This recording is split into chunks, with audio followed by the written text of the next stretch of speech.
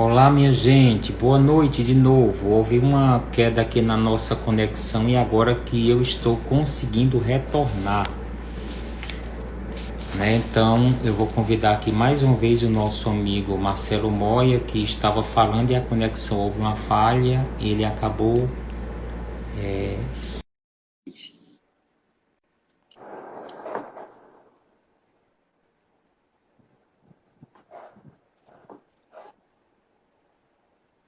Vocês que já vão entrando aí podem ir compartilhando com o máximo de pessoas que vocês puderem, para ver se a gente Pronto. consegue. Pronto, Moi, houve uma queda aí de conexão. As tecnologias, como você disse, nos aproximam, mas às vezes elas nos traem numa hora que a gente está desenvolvendo a nossa Assim fala, né? como a nossa mente faz a mesma coisa. É verdade.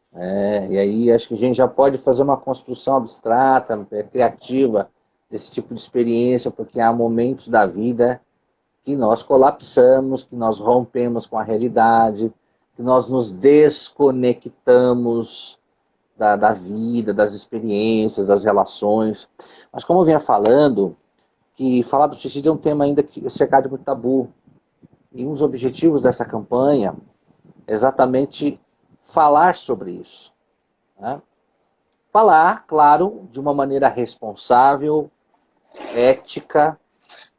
Uma das preocupações dentro dos mitos que envolve essa questão do suicídio falar sobre isso pode ser uma experiência do sofrimento do jovem Werther, de Goethe, que o moço que rompeu com a namorada e decidiu dar cabo da vida, e todos os jovens da época do livro também começaram a, a de, abrir mão da vida por causa de suas frustrações amorosas. Né? Tanto que o livro chegou até a ser proibido no seu país de origem por causa disso. Então, claro que de lá para cá muita coisa evoluiu e mudou. Então, o objetivo não tem a ver com estímulo, mas tem a ver com conscientização.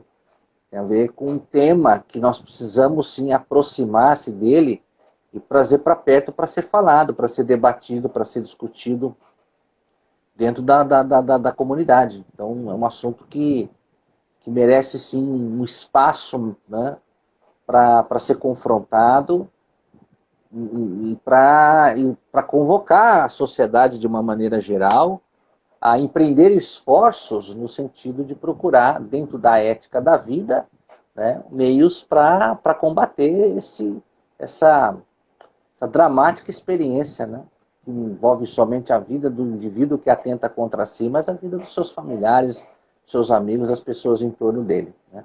Já visto que isso causa um impacto social e econômico de proporções desastrosas, de modo geral. Né?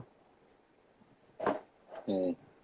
Para vocês que estão entrando agora na nossa live, a gente está nesse nosso início de conversa, né, com o psicanalista Marcelo Moya, que é facilitador na Escola Paulista de Psicanálise, onde eu também estou nesse processo de formação, no segundo ano, e nós estamos aqui iniciando nossa conversa falando sobre o suicídio, os tabus relacionados ao suicídio, e ele começa também a falar para nós sobre o porquê, né, a fundamentação do Setembro Amarelo.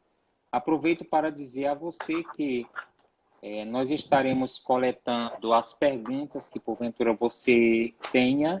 Você clica aí nesse balãozinho que tem o sinal de interrogação, que aí eu vou verificar as perguntas para que oportunamente Moya possa responder para a gente, para que a gente possa ficar bem atento àquilo que a gente vai conversar. Então, você coloca aí na interrogação, que aí eu vou ficar com cuidado aqui para ir vendo, né, as possíveis respostas.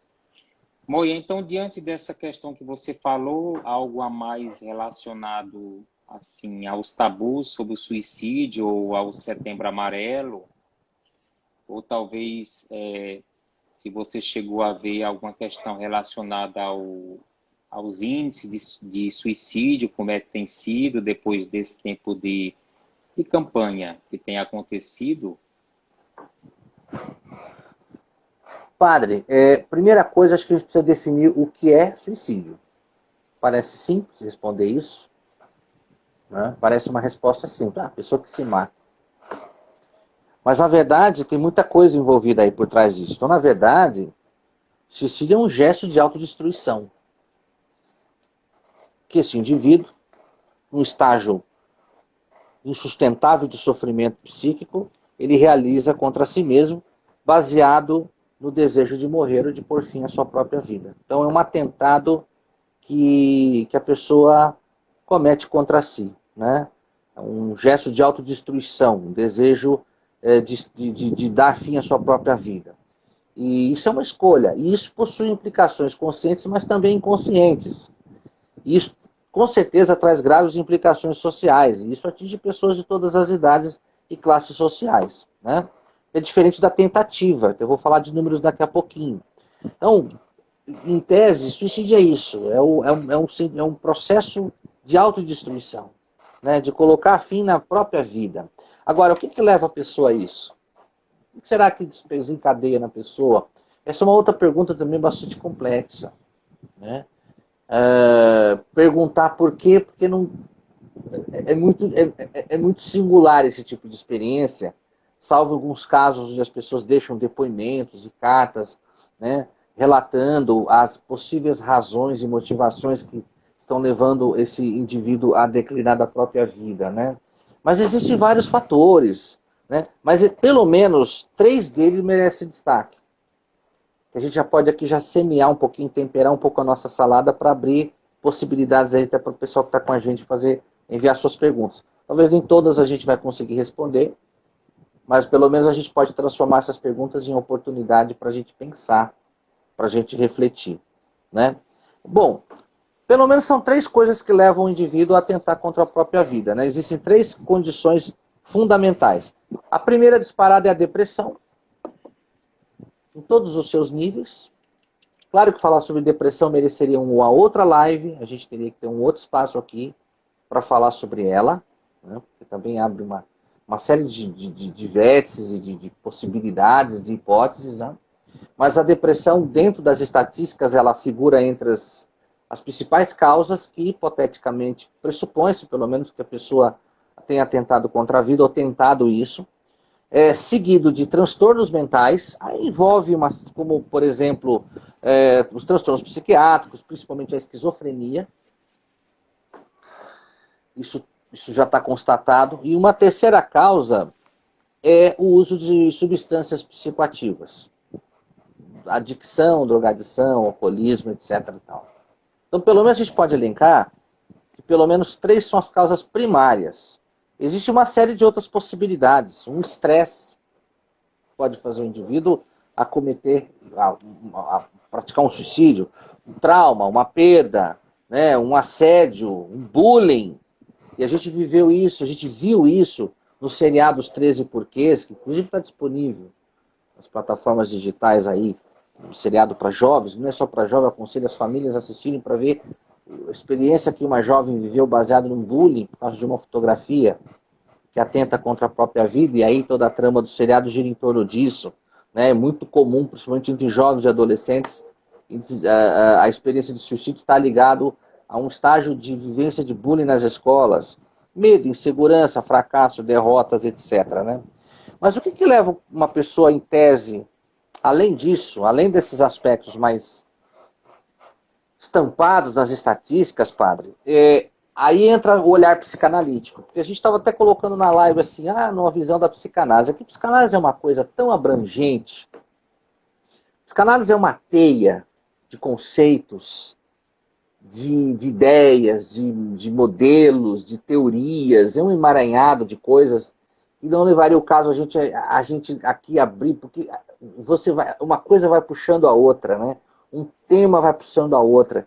Muito mais interessante pensar o suicídio no olhar de um psicanalista do que da psicanálise propriamente dito, dada a complexidade. Até porque a gente vai falar de ser humano, e o ser humano, em contraste com a teoria, vou pegar a teoria, de qualquer tipo de teoria. A teoria normalmente é uma coisa muito ampla.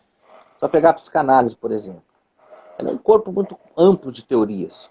Teorias, para pensar o funcionamento da mente, para pensar a dinâmica das relações humanas, para pensar a cultura, para pensar as inquietudes do pensamento, do nosso pensar, né? Mas ela também é um método de exploração do inconsciente. O inconsciente é o desconhecido em nós mesmos, né? Que nos permite, que é um campo, se torna um campo de possibilidades aí através dessa exploração.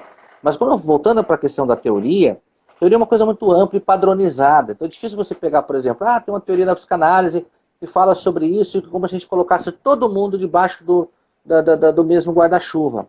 Mas aí nós estamos falando de vida humana. A vida humana, existem dois aspectos que são essenciais da vida humana: a sua singularidade e a sua complexidade. Então é difícil você pegar traduzir um tema teórico e colocar e massificar isso, padronizar isso, achar que todo mundo agora figura dentro do mesmo, está dentro do mesmo bar. Pode até ser, mas não é o mais ideal. Então nós temos que respeitar essa singularidade e essa complexidade, que também é esse tipo de ambivalência que o psicanalista convive. Exatamente, dentro dessa diversidade e ao mesmo tempo com as suas idiosincrasias e singularidades que cada psicanalista sustenta em si mesmo. Mas a minha opinião, agora no olhar de um psicanalista, eu vejo que existem 3 coisas fundamentais que têm contribuído ou corroborado muitas vezes para esse tipo de prática. Primeiro, Dr. Flávio Gikovati, um grande psicanalista e psiquiatra já falecido, ele cunhou uma expressão muito legal, muito interessante, dizendo que nós estamos imersos num ambiente que ele chama de cultura de exigências. A gente está vivendo um cenário onde as pessoas estão se sentindo extremamente pressionadas. Pressionadas por um monte de coisa. Pressão econômica, pressão cultural, pressão moral, visão de resultados, principalmente do mundo corporativo, essa cultura de exigências. Uma coisa muito histérica, de estética, de padrões, que o ser humano se sente impelido a ter que cumprir. Então, é a velha máxima assim: eu tenho que. Não é assim? A gente não acorda de manhã já com uma lista na cabeça: hoje eu tenho que, hoje eu tenho que. Isso é uma leitura muito singular que eu faço, porque o fato é que nunca ninguém, por mais onipotente, por mais super-herói, por mais sábio, por mais forte, grandioso que seja, vai conseguir dar conta de tudo na vida. Contrapondo ao que a vida tem, de certa maneira, descarregado, despejado na vida das pessoas. A vida eu não sei, ela talvez seja um canal. Viver poderia ser uma coisa muito mais leve. Né? Bem que a vida podia ser diferente. Eu ouvi essa frase num livro chamado Em Busca de Sentido, do Viktor Frankl, com um colega de cela lá no campo de concentração Auschwitz, e ele falou assim: a vida podia ser mais bela e mais leve. Eles estavam lá tomando sol. Né? Bem que podiam fazer da vida, eu acho que cada um faz o que quer da vida. Pegar a vida e transformar numa coisa, num fardo, num peso.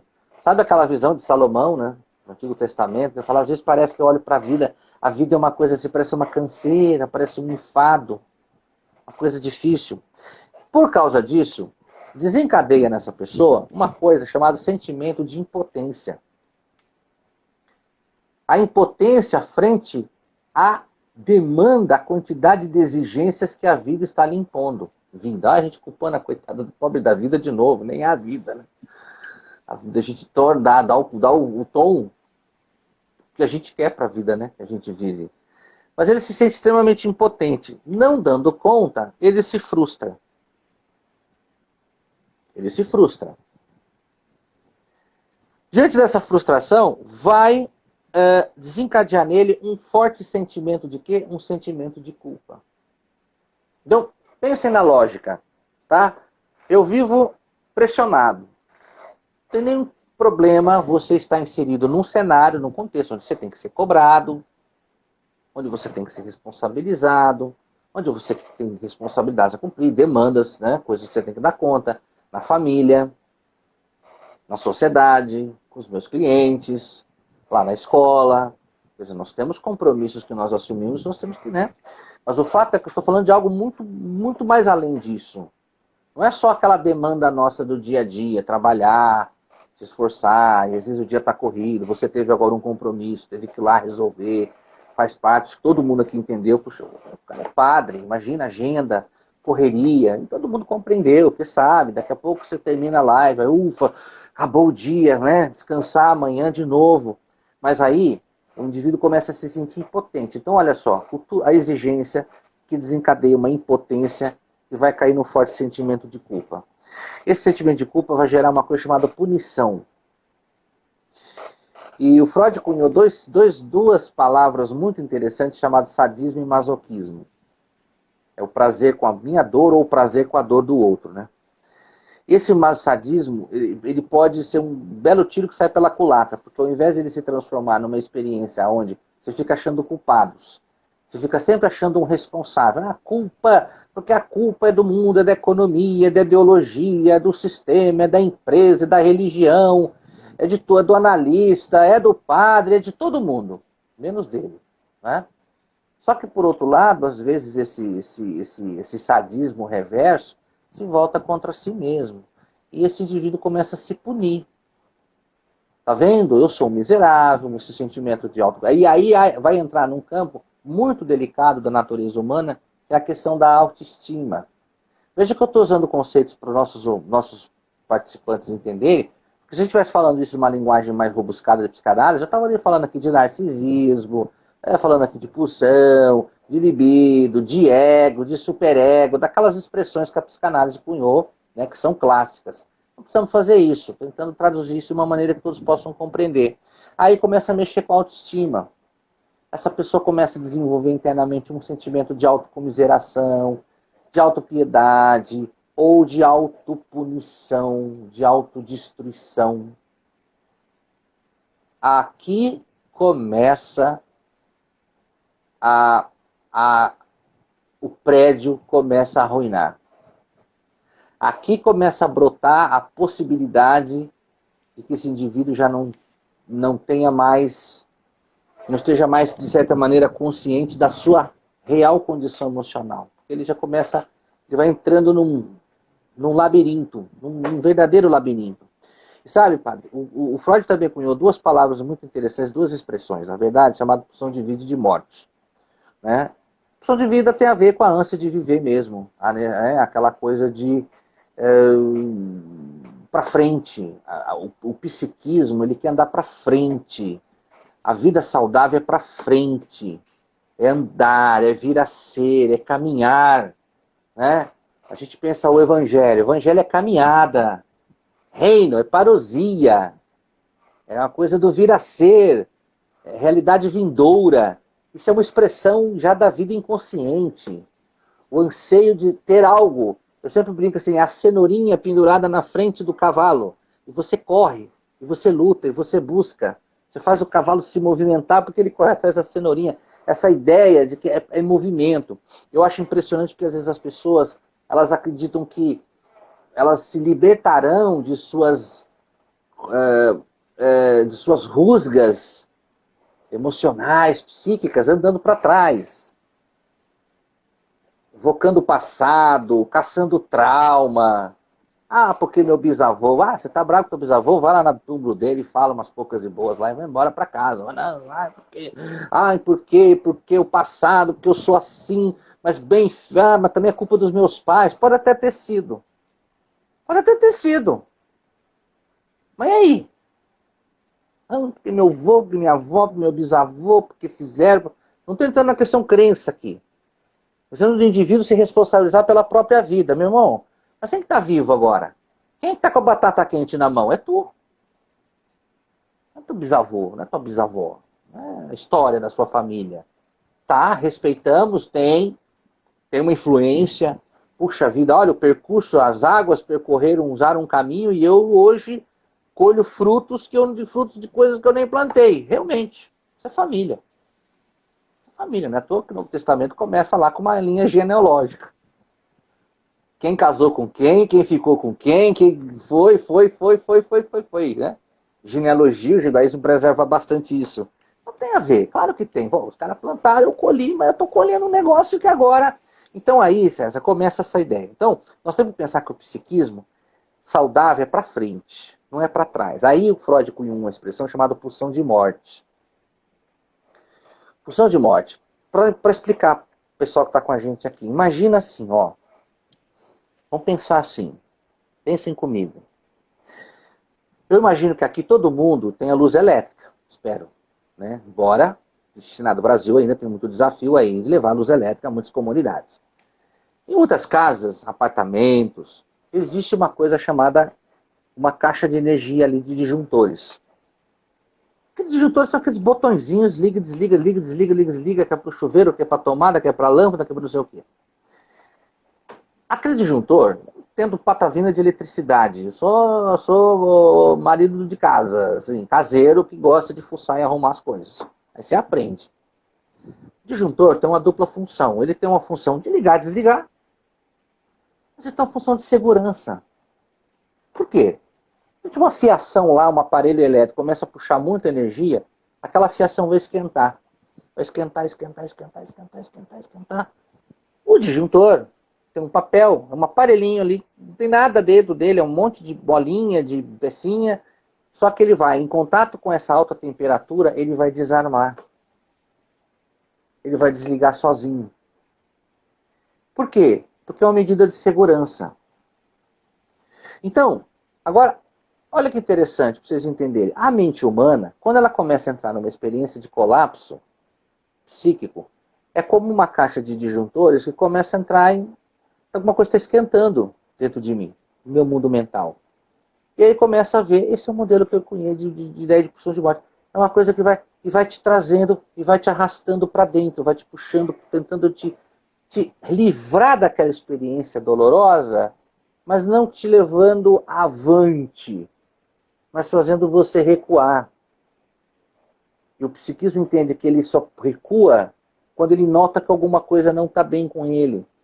E aí ele começa a fazer o quê? Os disjuntores vão desligando um seguido do outro. Porque vai colapsando, colapsando, até chegar a um estado que o indivíduo se fecha. E ele se perde tanto dentro de si mesmo, que ele já não consegue mais sair dali sozinho. Aí que ele precisa da ajuda desse profissional, ou do padre, ou do amigo, ou do analista, ou do médico, ou do psicoterapeuta. Alguém que vai estender a mão para arrancar esse cara daquela areia movediça que está afundando, está levando o indivíduo para dentro, assim, ele está se perdendo dentro de si. É o que isso vai chamar de estado de nirvana, uma coisa assim que o indivíduo ele se afasta de tudo que é possível lhe fazer sofrer. Né? Tanto que essa é a grande armadilha. O indivíduo, quando ele sofre, a primeira coisa ele quer buscar o passado. Isso é uma armadilha. Olha aí, pulsão de morte já falando no inconsciente dele. Olha que interessante, ele quer, não, quem sabe se eu visitar o passado, quem sabe se eu procurar lá, não sei aonde, nos ancestrais. Mas isso já é uma tática psíquica que está tentando te arrastar para um labirinto que depois fica difícil para você conseguir sair. Então eu fiz essa preliminar aqui para você entender que o estado de depressão, ou um transtorno mental, ou uso de substâncias psicoativas pode desencadear uma série de fatores psíquicos que pode culminar, entre outras coisas, numa tentativa de tirar a própria vida.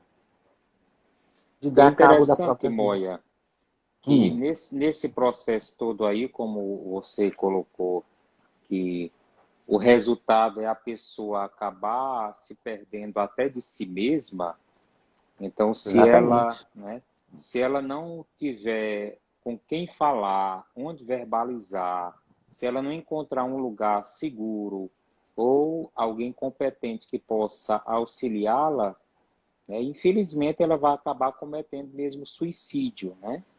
É uma realidade que a gente encontra.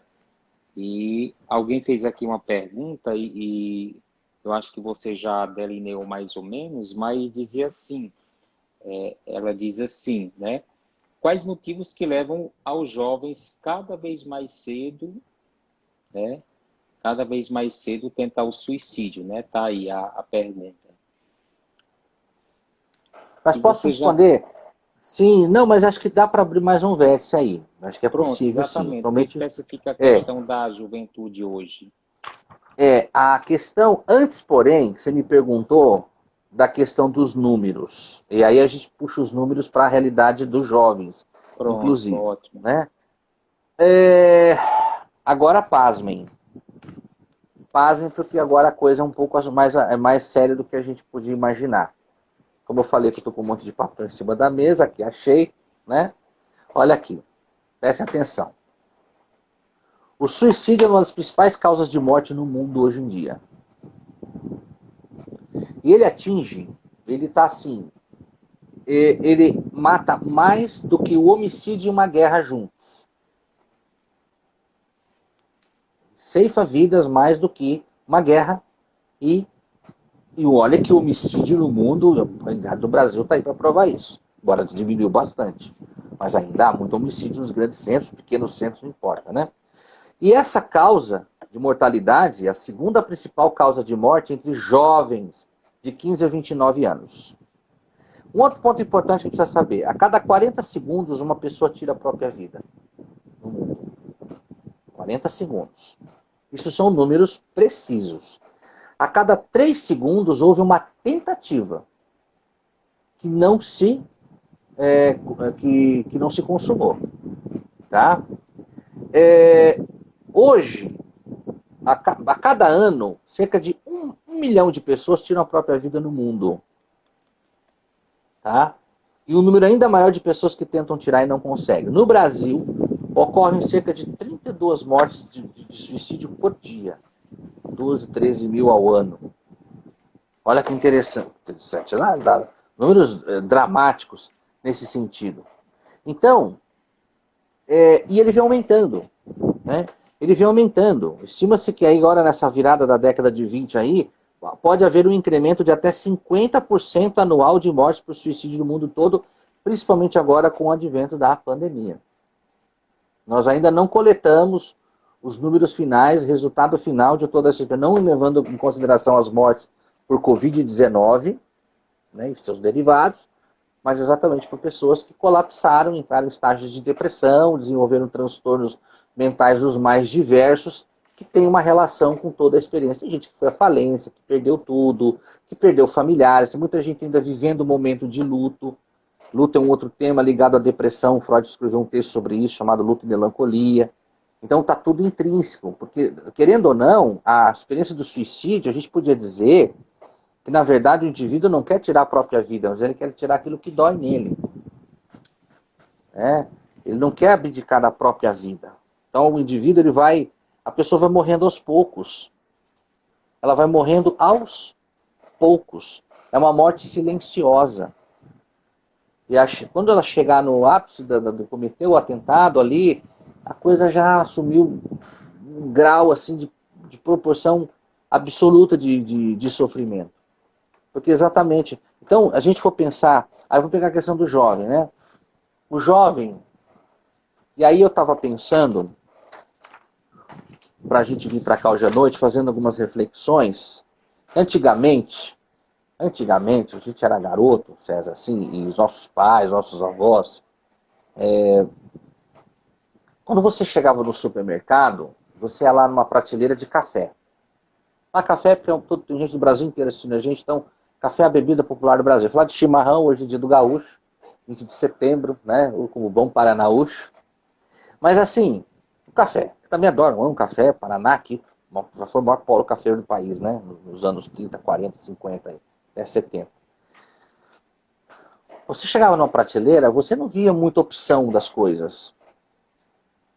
Eu me lembro que uma calça jeans, você tinha ali 2, 3 marcas nacionais. Uma marca de sapato, 1, 2 ali. Uma camisa, Westop, calça, Village Jack, não sei o que, Westop, Você ficava sem muita opção. Você não tinha a quantidade de variedade que tem hoje. Isso, por um lado, é maravilhoso. Nós temos hoje você entra numa gôndola, num grande supermercado, você não sabe que marca de café você escolhe mais. Por que eu estou dizendo isso? Por que o Marcelo está fazendo esse roteiro todo? Olha que interessante. Porque eu vejo que tem 3 ideias aí que estão enfraquecendo a nossa sociedade. Primeiro, é uma questão de valor. Minha avó guardava as coisas porque ela tinha medo da tal da guerra. Ela ficou com essa ideia da Revolução de 30 na cabeça. Então ela tinha uns pertences assim, que ela falava assim, não tem que guardar, porque vai que estoura a guerra de novo, a gente não tem que conservar. Isso se criou um hábito nessa geração, dos nossos avós principalmente, de guardar as coisas, porque tinha medo de faltar. Hoje ninguém tem mais dificuldade de lidar com falta de mais nada, porque é muita oferta. Está tudo muito fácil. Antes, para se ter as coisas, era mais difícil. Para uma criança ter um brinquedo, para um jovem ter um tênis, um sapato. Falar em celular, imagina, ter um aparelho de som 3 em 1 era uma utopia dentro de muitas famílias. Então era tudo mais difícil. Só que, por um lado, essas dificuldades que eram ruins, não eram legais, né, mas, de certa maneira, contribuía positivamente para a formação de um caráter, onde as pessoas aprendiam a dar valor nas coisas. Sabia quanto custava. Jovem hoje não sabe quanto custa. E sabe onde isso vai bater? Lá na esquina, no escanteio, na vida dele. Ele já não sabe mensurar o valor da própria vida que ele tem. A partir de experiências singulares do dia a dia, o valor das coisas. Ele não sabe, às vezes, um pai, uma mãe, quanto é o sacrifício que um pai e uma mãe fazem para comprar um brinquedo, um celular. Já estou falando dos adolescentes, por exemplo, né? Mas hoje parece assim, ele está hoje totalmente dominado, seduzido por um mundo de facilidades. Facilidades. E aí, quando você comprava algo naquela época, durava. Porque eu tinha um brinquedo que ficou para o meu irmão, depois ficou para o outro irmão. O brinquedo durava. E tinha que durar. Aí se não. Você ganhava um tênis, um par de sapatos, o sapato tinha que durar para o teu irmão. Isso não eram apenas as famílias mais humildes, era uma prática muito comum no Brasil. Ora, o Brasil ainda no processo de desenvolvimento industrial, mas não tinha hoje tanta facilidade. Hoje, quando você entra numa loja de calçado, você não sabe que sapato você escolhe. Você não sabe o que comprar. Você não sabe escolher um sapato, não quer um sapato. A pessoa chega lá, tem um monte de opção. Como é que eu faço? E aí as coisas eram feitas para durar. Qualquer produto era durável, era resistente. Comprava uma Bíblia, Mário César, qualidade gráfica, porque aquilo ali era herança. O que você deixou? Um terreno, uma linha telefônica, uma Bíblia, que era um livro que era feito, impresso, uma coisa, uma qualidade gráfica. Estou dando só como exemplo, né? Fazendo esse contraponto com você, um religioso e tal. Mas tudo era durável. O que acontece hoje em dia? Hoje as coisas são feitas para acabar logo. O Zygmunt Bauman fala uma coisa chamada fenômenos líquidos. Esses fenômenos líquidos significa que as coisas não duram, não dura mais casamento, não dura mais nada, não dura mais pneu do carro como durava antes, não dura mais motor do carro como durava antes, não dura mais as relações como durava antes, não dura mais nada, tudo acaba, depressa. Agora Bom, eu pensa acho que como é é que você por vai... isso que hoje se usa relacionamento líquido, casamento líquido, tudo para dizer que tudo está muito vulnerável e frágil, né? Nós estamos perdendo os absolutos, isso está em forma. A própria religião está interferindo diretamente numa espiritualidade que nasceu mais sustentada nos absolutos, filosoficamente falando. E hoje mais na experiência individual, menos coletiva. Né? E isso mexe numa coisa chamada durabilidade. Quanto dura? Quanto dura a vida hoje? Hoje se vive mais do que antigamente. O Dostoiévski, numa de suas reflexões, fala assim, eu já estou velho mesmo, porque eu já tenho 40 anos, eu não sirvo mais para muita coisa. 40 anos. Dostoiévski dizendo que ele já era um imprestável na sua época. E hoje, 40 anos, o que é 40 anos hoje? Então, durável, mas a durabilidade era se eu preciso fazer valer, preciso fazer durar. E a vida é a mesma coisa. E tem que durar, gente. Quem dá prazo de validade é Deus, e acabou. Fazer durar. Lutar para fazer durar. Igual você fazia quando era pequeno, não, brinquedo tem que ficar pro meu irmão. Fazer a vida durar. Não é vida dura, é vida durável. É muito diferente. E aí tinha a questão da conservação. de preservar. Então, valor, durabilidade, conservação. Parece que eu estou falando aqui do mundo corporativo, né? Falando de assuntos de economia. Mas isso são 3 expressões abstratas, elas com a experiência com a vida. Vida tem a ver com valor, vida tem a ver com durabilidade. Eu amo muito a Viviane Mosé, as expressões dela, ela fala, gente, a gente tem que criar casco, tem que aguentar o tranco, tem que aguentar o sofrimento, isso forma caráter. Não é à toa que Pedro Apóstolo já disse, não basta só crer no Cristo, tem que estar disposto, se possível, a sofrer por ele, é isso que você quer? Essa é a grande confissão de fé que se faz, né, na afirmação de fé da Santa Igreja. Você está disposto não só a crer nele, mas sofrer por ele se preciso for? Porque ele é a vida, é o caminho, a verdade é a vida. Então faz a ponte com a vida. Bom, mas então, me significa que também a vida a gente tem que estar disposto a aguentar o rojão. E batalhar, e difícil, dói. Mas aí, o jovem tem dificuldade de lidar com todas essas coisas. Ele tem dificuldade de mensurar valor, durabilidade das coisas, porque tudo acaba, joga fora, compra outro. Ele não conserva, é mais fácil, é mais politicamente, economicamente correto, jogar fora para comprar outro, e ele não sabe conservar suas relações. Hoje é o ficante, não fala mais namoro duradouro. Você pode ver que o jovem está infestado. E falta uma coisa para o jovem hoje em dia, e é a pessoa que me perguntou. O jovem, o adolescente, a criança, ela tem que aprender a lidar com uma coisa chamada limite. Moia, O aí nesse adolescente... caso Pois não. entraria a questão, por exemplo, de que o que ocasiona tudo isso na juventude é uma educação muito permissiva e sem estabelecer as questões como elas devem ser estabelecidas? Outro tema complexo, a gente tinha que um dia marcar uma live sobre isso, chamar as famílias, a comunidade, para a gente conversar. Porque assim, mudou tudo.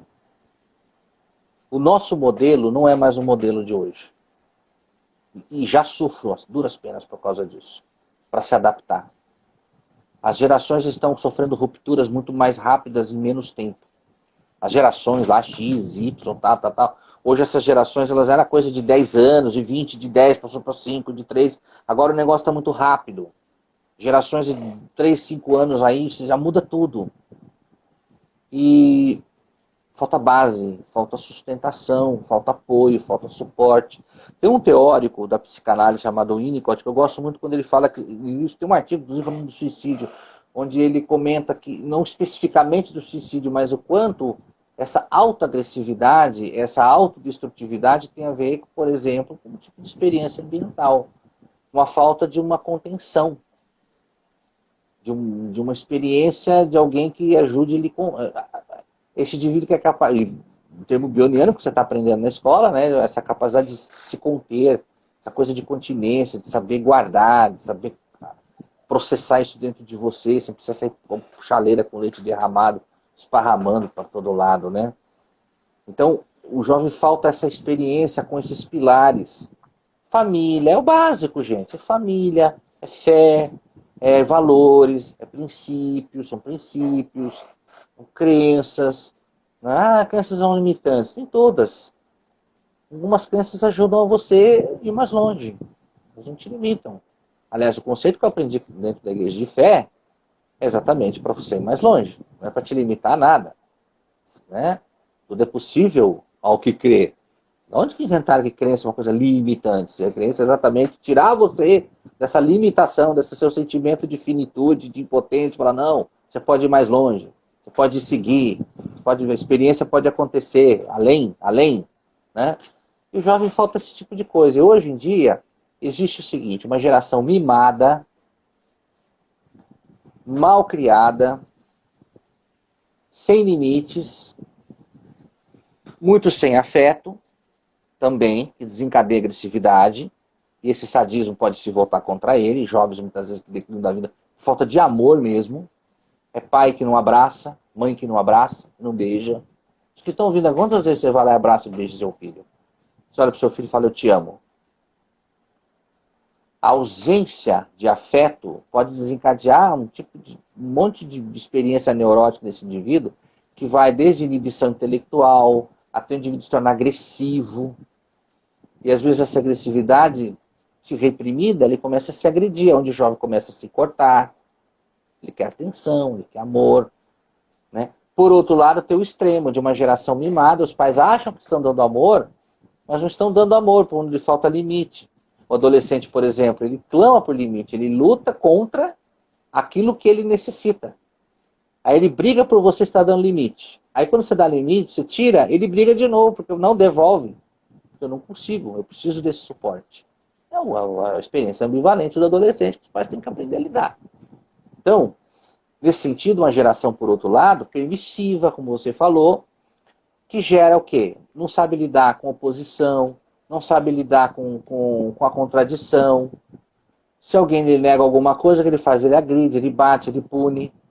E o que faz no caso do suicídio? O suicídio, muitas vezes, é exatamente um ato reverso de dar cabo à vida porque eu não pude matar o outro.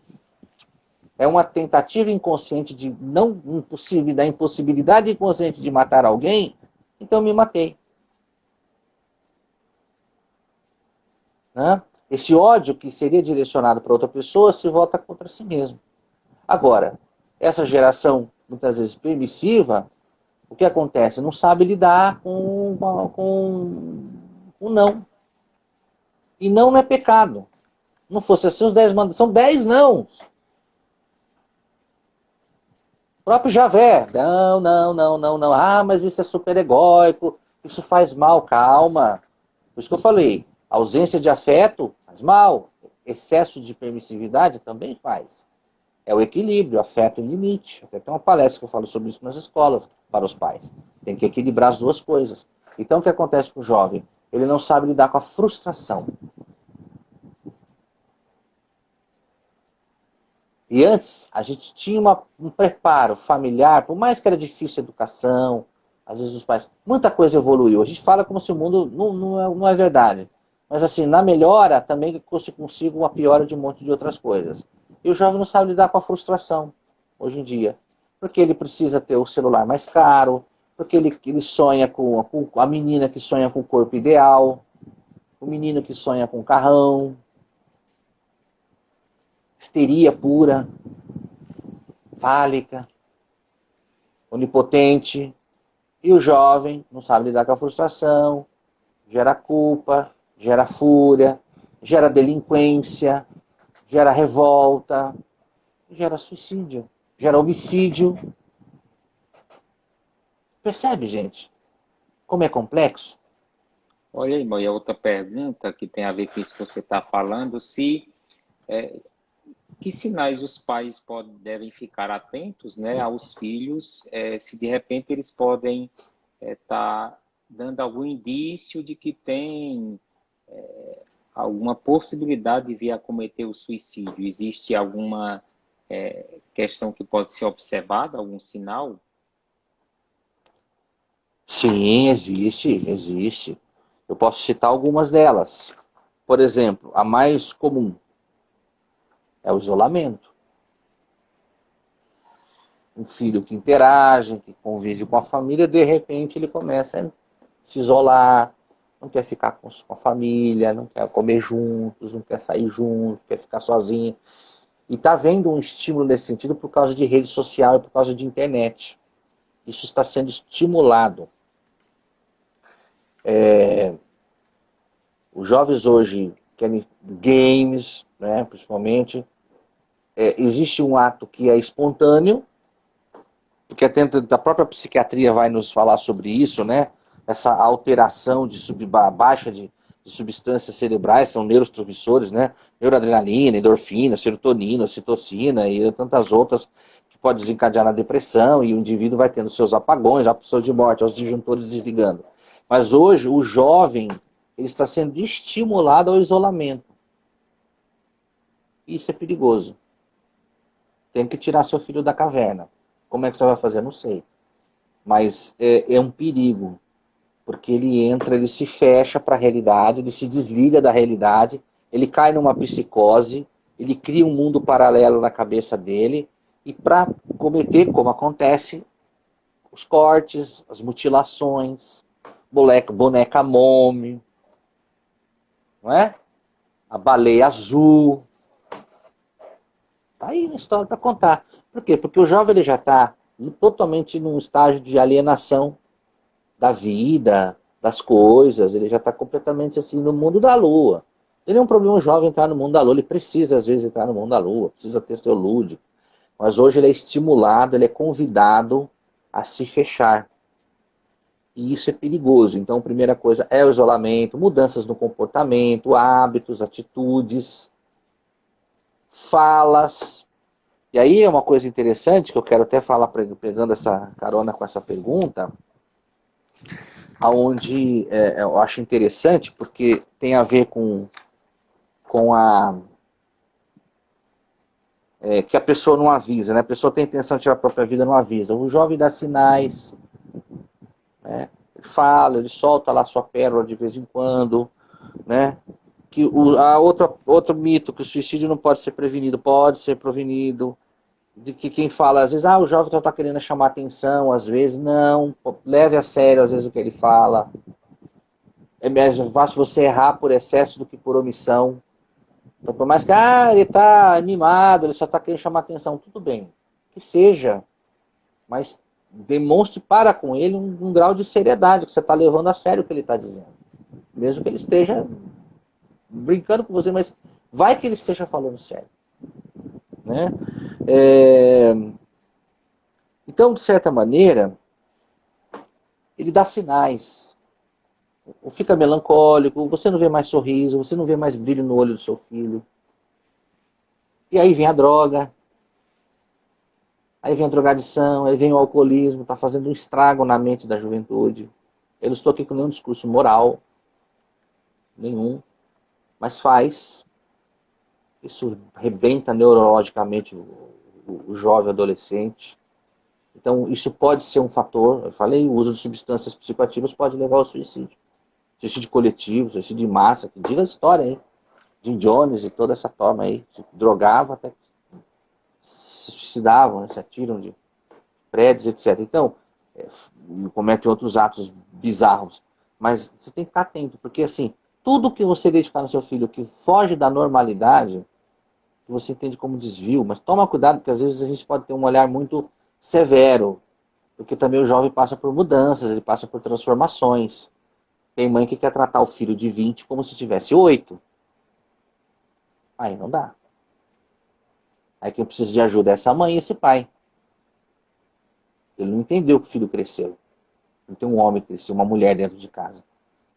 Claro, eu sou pai de menina, eu brinco. Vai ser sempre a minha menininha. Ai, papai, você vai ser sempre meu bebê. Mas eu sei o limite, eu sei que está crescendo. Eu vou ter que estar pronto para lidar com isso. Tem pais que o filho está lá debutando em casa. Mas ele trata como se estivesse 5. E tem outros também que são adultilizados muito precocemente. Que querem exigir uma responsabilidade dos filhos que a idade não é incompatível. Uma coisa é dar responsabilidade em casa. Responsabilidade desde o pré-adolescente, ele é criança. Assumir responsabilidades, guardar seus brinquedos, organizar, ter rotina, um monte de coisa. Né? E à medida que a criança vai crescendo, o adolescente, o jovem, ele tem que ir aumentando o grau de responsabilidades. Né? Até isso é um princípio usado pelo apóstolo São João, quando ele escreve na sua carta, pais, jovens e filhinhos. Graus de maturidade, né? Da igreja, que tem a ver com a maturidade emocional das pessoas. Né? E aí é onde entra a análise. A análise, entre as coisas, eu acho que entra das possibilidades. Sendo a análise um campo de possibilidades, a análise é uma das coisas é amadurecer como pessoa, um pouco mais maduro, mais bem resolvido. Né? Agora, aí... Olha, foi bom você entrar nessa parte. Seriam duas questões aí, que você já tocou um pouco.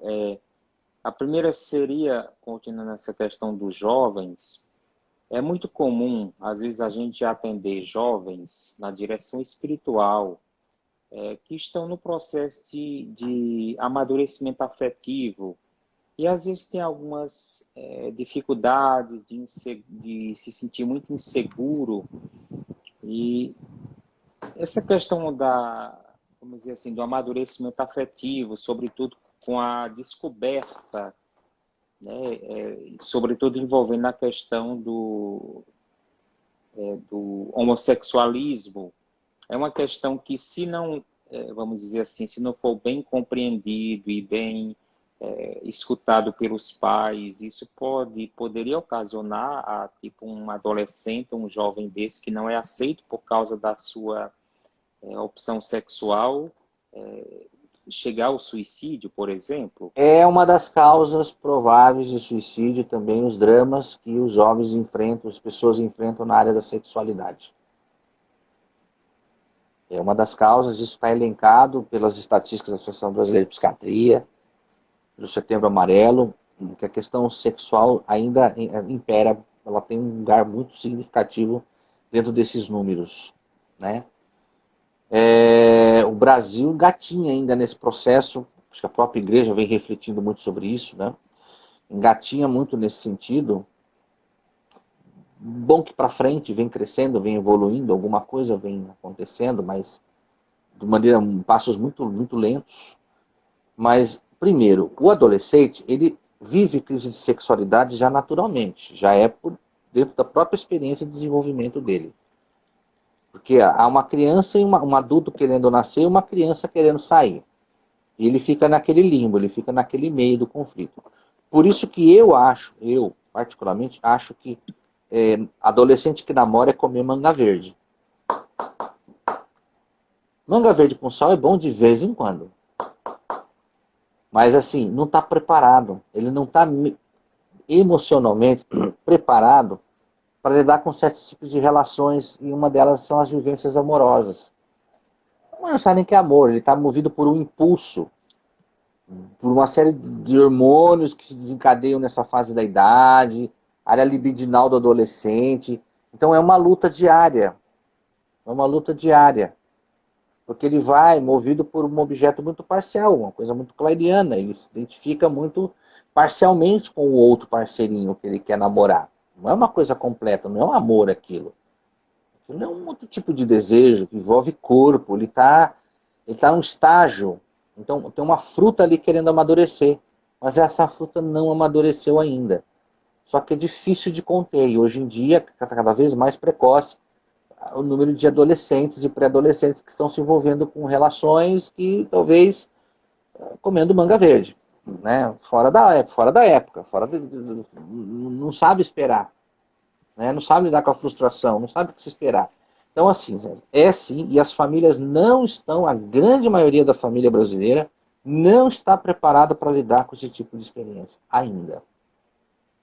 Vai caber a igreja dar esse suporte, vai caber a psicanálise oferecer esse suporte no sentido de estrutura institucional, as famílias. A IPP já desenvolveu projetos nesse sentido, em parceria com o GPH, que é um grupo de apoio a pais de homossexuais, brilhantemente dirigido pela doutora Edith Modesto, já fez um trabalho brilhante nesse sentido. Eu já encaminhei pais para ela, liguei, falei, estou mandando, aceita aí, ó, tá aqui o contato dela, o telefone, o e-mail, para procurarem ajuda, porque os pais colapsam. Eles não é o que eles sonharam para a vida dos filhos dele. A experiência do longe da árvore, lá o título do livro. Então, os pais precisam, as famílias precisam, é outro tema que precisam falar sobre isso, assim como o suicídio, é outro tabu que precisa chamar, que pode ser que... Agora, na fase da adolescência, isso é muito complexo, porque, na minha opinião, a sexualidade desse adolescente não está pronta. Nem ele sabe o que ele quer dizer, está experimentando, mas ela não está pronta. Teve muitos que às vezes se envolvem com experiências homoafetivas porque eu vi os colegas estão fazendo também. Ah, vou experimentar. É muito complicado falar disso, por isso é ético, né? É um assunto bem delicado. Mas a gente pode pensar o seguinte, as famílias precisam amadurecer, precisam entender que o mundo mudou. Como eu falei, eles são gerações muito diferentes. Às vezes, entre os pais e esses filhos, há uma diferença de 2 gerações. Isso é muito perigoso. Então, a gente tem que estar maduro o suficiente para aprender a lidar com isso. Não é levar filho para tratar, mas é dialogar. É ter contato, é ter diálogo. E explicar para o filho, olha, tá, mas pensa mais, vê aí, está crescendo. É um assunto bastante delicado. Agora, dentro da experiência religiosa, ele vai ser acolhido e orientado por outros moldes, dentro de outras possibilidades também. Mas é sim, o jovem ele está vivendo um momento muito difícil com a sexualidade dele. Inclusive, Mória, é muito comum um atendimento assim de jovens na confissão, na própria direção espiritual, que estão com esse conflito. E o conflito, além de estar descobrindo, de estar lidando com desejos que não é comum de todo mundo e que mostrar isso para alguém é ser rejeitado, é ser colocado de escanteio, primeiro pelos amigos, depois pela própria família, e ao mesmo tempo é alguém que pensa, se eu disser isso para minha mãe ou meu pai, eu vou ser mandado para fora de casa, Eu né? conversando uma vez, uma pessoa, um transexual, e ele disse o seguinte, ela disse o seguinte, quando ela chegou para a família, ainda adolescente, e quis conversar com a família sobre a sua sexualidade, levou uma baita de uma surra e foi posto fora de casa. Foi morar na rua, em condições miseráveis. E aí caiu no mundo da prostituição. Né? Isso é muito comum acontecer. Isso é muito mais comum do que vocês possam imaginar na família brasileira. Né? Então a gente tem que amadurecer, tem que pensar. Claro que em relação à sexualidade, existe um discurso que alguns criticam bastante, que é o conceito quem ama espera. Não é questão de sexo depois ou antes do casamento, mas eu acredito que o pré-adolescente, existe uma faixa etária da vida que esse indivíduo ele não está pronto para lidar com certas experiências, inclusive a sexual. Não está pronto para isso. É outro assunto, para outra live, para outro tema. Mas aí pode chegar alguém e discordar de mim. Tem gente que acha que tudo bem, tem 10 anos, já pode ter vida sexual, porque pensa por um modelo, uma referência ideológica, que acha que não, que sexo não tem idade. Eu não concordo, eu particularmente acho que não, pelo contrário, porque senão é a história da fruta. A fruta amadurece no seu tempo. Ah, se passar, tem uns que tá caindo do pé, aí já é um outro departamento. Né? Aí já é fruta madura demais. Eu não estou falando dessa situação, né? Eu estou falando da fruta verde ainda. Então, é um assunto, é um tabu dentro das famílias e, e às vezes com amor se cura muita coisa. Não é à toa que os evangelhos dizem que o amor cobre uma multidão de pecados. Mas dá um banho, né? Mas cabe aos pais entender que, se você não amava seu filho, você ama seu filho condicionalmente. Porque se ele for assim, agora o Freud vai dizer que os filhos são herdeiros do nosso narcisismo, a gente ama os filhos como parte de nós mesmos, né? E a gente ama o outro como se, a partir do que eu sou, eu gostaria de ser, e a gente projeta muito isso nos filhos. Mas a gente, que tipo de amor é esse? Condicionado. Está atrelado a, se for assim eu amo, se não for assim eu não amo. Né? Eu vi uma mãe, eu vi uma experiência de uma mãe, o filho matou a esposa, esquartejou ela, guardou de uma mala, e eles fugiu para um penhasco. Eu conheci essa mãe. E essa mãe andava quilômetros para levar comida para esse filho, e remédio. Ele estava escondido no meio de uma mata. Até que um dia a polícia desconfiou e seguiu a mãe, encontrou o cara e foi preso. E a mãe foi junto e ficou indo lá na cadeia, visitando. Tamanho cuidado, zelo com o filho. Aí você fala, vem cá, mas essa mãe já se viu, o cara é um bandido criminoso. Mas é amor. Amor não tem como se discutir. E fazer isso com o filho. É bandido, mas tem muita mãe que tá lá chorando na porta da cadeia pelo filho. Isso é amor. Não estou questionando eticamente se isso está certo ou está errado. É amor. E agora, porque seu filho chega e fala, estou com conflito na minha sexualidade. Os pais vão se apavorar? Vão criar vai virar um pandemônio, vai querer? Não, vai sentar, vai conversar. Filho, vamos conversar. Vamos conversar. Porque para os pais também não é fácil. É um choque. É um choque. É muito doloroso. O Dr. Edith sempre fala isso. Ela sempre fala que é um choque, é muito difícil para uma família receber uma notícia dessa. É uma apunhalada, é como uma notícia de um luto. E os pais também precisam procurar ajuda, às vezes até especializada, para conseguir elaborar esse tipo de experiência, porque existe uma sociedade ainda muito presa a um modelo, então é difícil você pensar fora da caixinha. Tem uma perguntinha ali, mais uma. Ó. Isso, O suicídio é algo de jovens e adultos ou a criança pode dar sinal de um possível suicídio? Porque a gente até agora falou de jovens e adultos, né? Interessante É uma boa esse pergunta. olhar para a Hoje, criança. criança, provado, criança também sofre de depressão. Ansiosa nem se fala. Geração Ritalina está aí. De ansiedade, então, já é um negócio assim consumado. Até Telestai, está tudo consumado. Ansiedade, criança. Agora, depressão.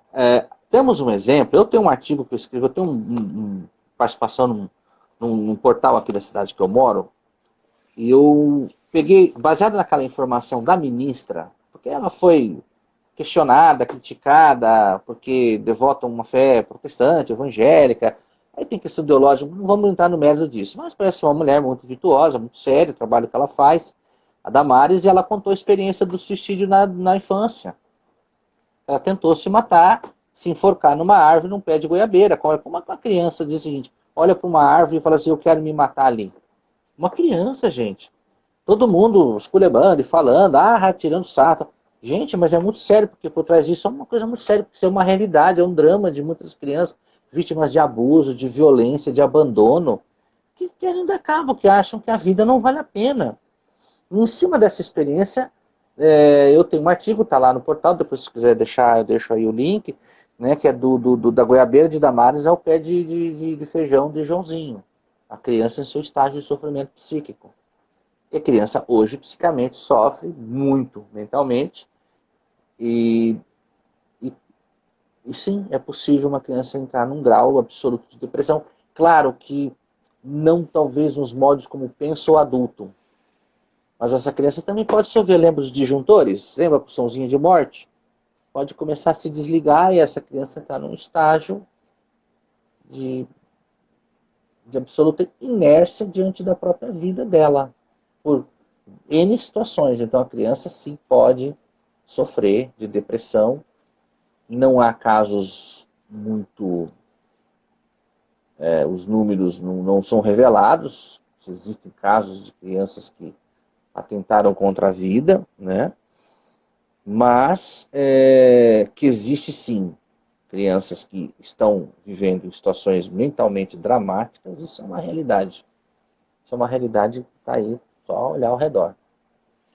Então, Pelo modo de Moia, vida das famílias, pelo jeito das famílias viverem, pelas demandas, pelas cobranças, uma série de coisas, né? A sociedade está fazendo muita coisa boa, mas está fazendo muito estrago também, né? Nas nossas é famílias. Né? verdade.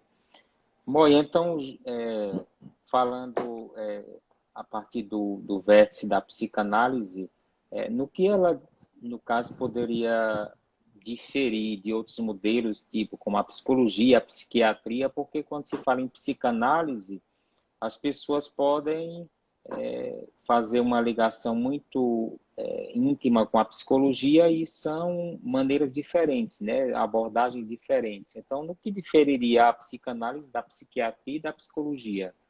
Sim, boa pergunta. O pessoal que está com a gente, talvez aqueles que não saibam, né? Um dia me ligaram no consultório e perguntaram se eu fazia regressão. Eu falei assim, escuta, o que você quer fazer lá? Já não doeu uma vez? Que vontade de sofrer essa, né? Não, o negócio é andar para frente. Anda para trás é o curupira, caranguejo e pulsão de morte. Esse que vi isso no post de um colega psicanalista esses dias. Então tem uma visão muito mística ainda da psicanálise. Alguns que pensam que a psicanálise faz hipnose. Hipnose Freud abandonou no início ali dos primeiros estudos a respeito do funcionamento psíquico, da vida psíquica, e entendi que não fazia o menor sentido utilizar a hipnose na prática psicanalítica. E há quem hoje insiste em achar que isso é viável. Não é viável. E ele colocou lá várias razões para isso. Então, assim, a psiquiatria é uma especialidade da medicina, um profissional, um médico, e essa especialidade é lidar com patologia mental, doença mental, ponto. Quem cuida de doença mental? O médico, psiquiatra, talvez o neurologista também, ou uma outra especialidade que não me lembro agora. Mas, em tese, quem ancora esse modelo médico é a psiquiatria. Né? Há muitos psiquiatras que se tornam psicanalistas. São coisas muito distintas. Então é o médico que cuida patologia. Ele vai lidar dentro dessa questão biobiológica, dessa atuação de neurotransmissores, vai medicar, vai tratar com medicamento. Né? Você pode pensar o sofrimento psíquico por demandas biológicas, basicamente biológicas. A baixa aí de endorfina, serotonina, oxitocina, e tantos neuros e tantos inas aí, mas enfim, esses neurotransmissores, então, atividades neuronais, então tem um embasamento puramente médico. Tá?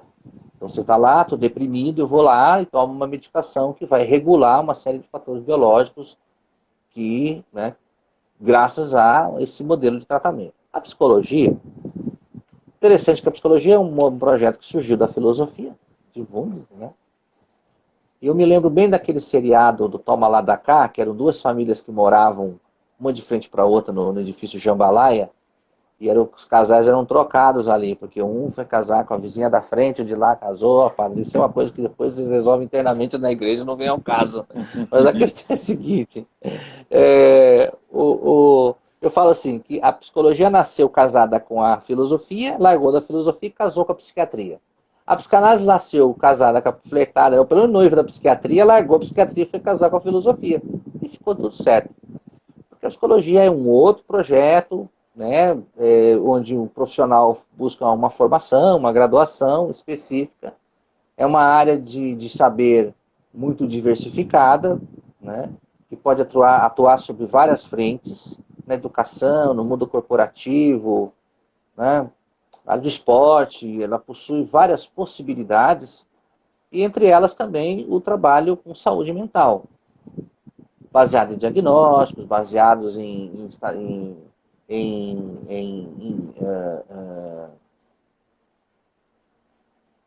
induções, né, em dados, em informações, atua no campo cognitivo, tanto que a base ela tem lá 5, 6 modelos de teóricos de referência, inclusive eles incluem a psicanálise como uma forma, onde eles extraem da psicanálise alguns recortes teóricos para pensar a psicopatologia e tal, mas enfim, mas a base, a grande âncora é a linha de comportamento humano, né?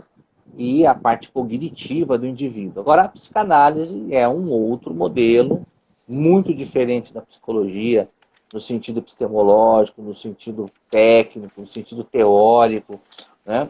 Porque a psicanálise é um amplo campo de teorias, como eu disse, que estuda aí o funcionamento da mente, a cultura, as relações humanas, né, as inquietações da alma, mas ela é um método de exploração de um inconsciente que não é um modelo muito mais voltado para a questão intuitiva, empírica, sensível, para lidar com o desconhecido.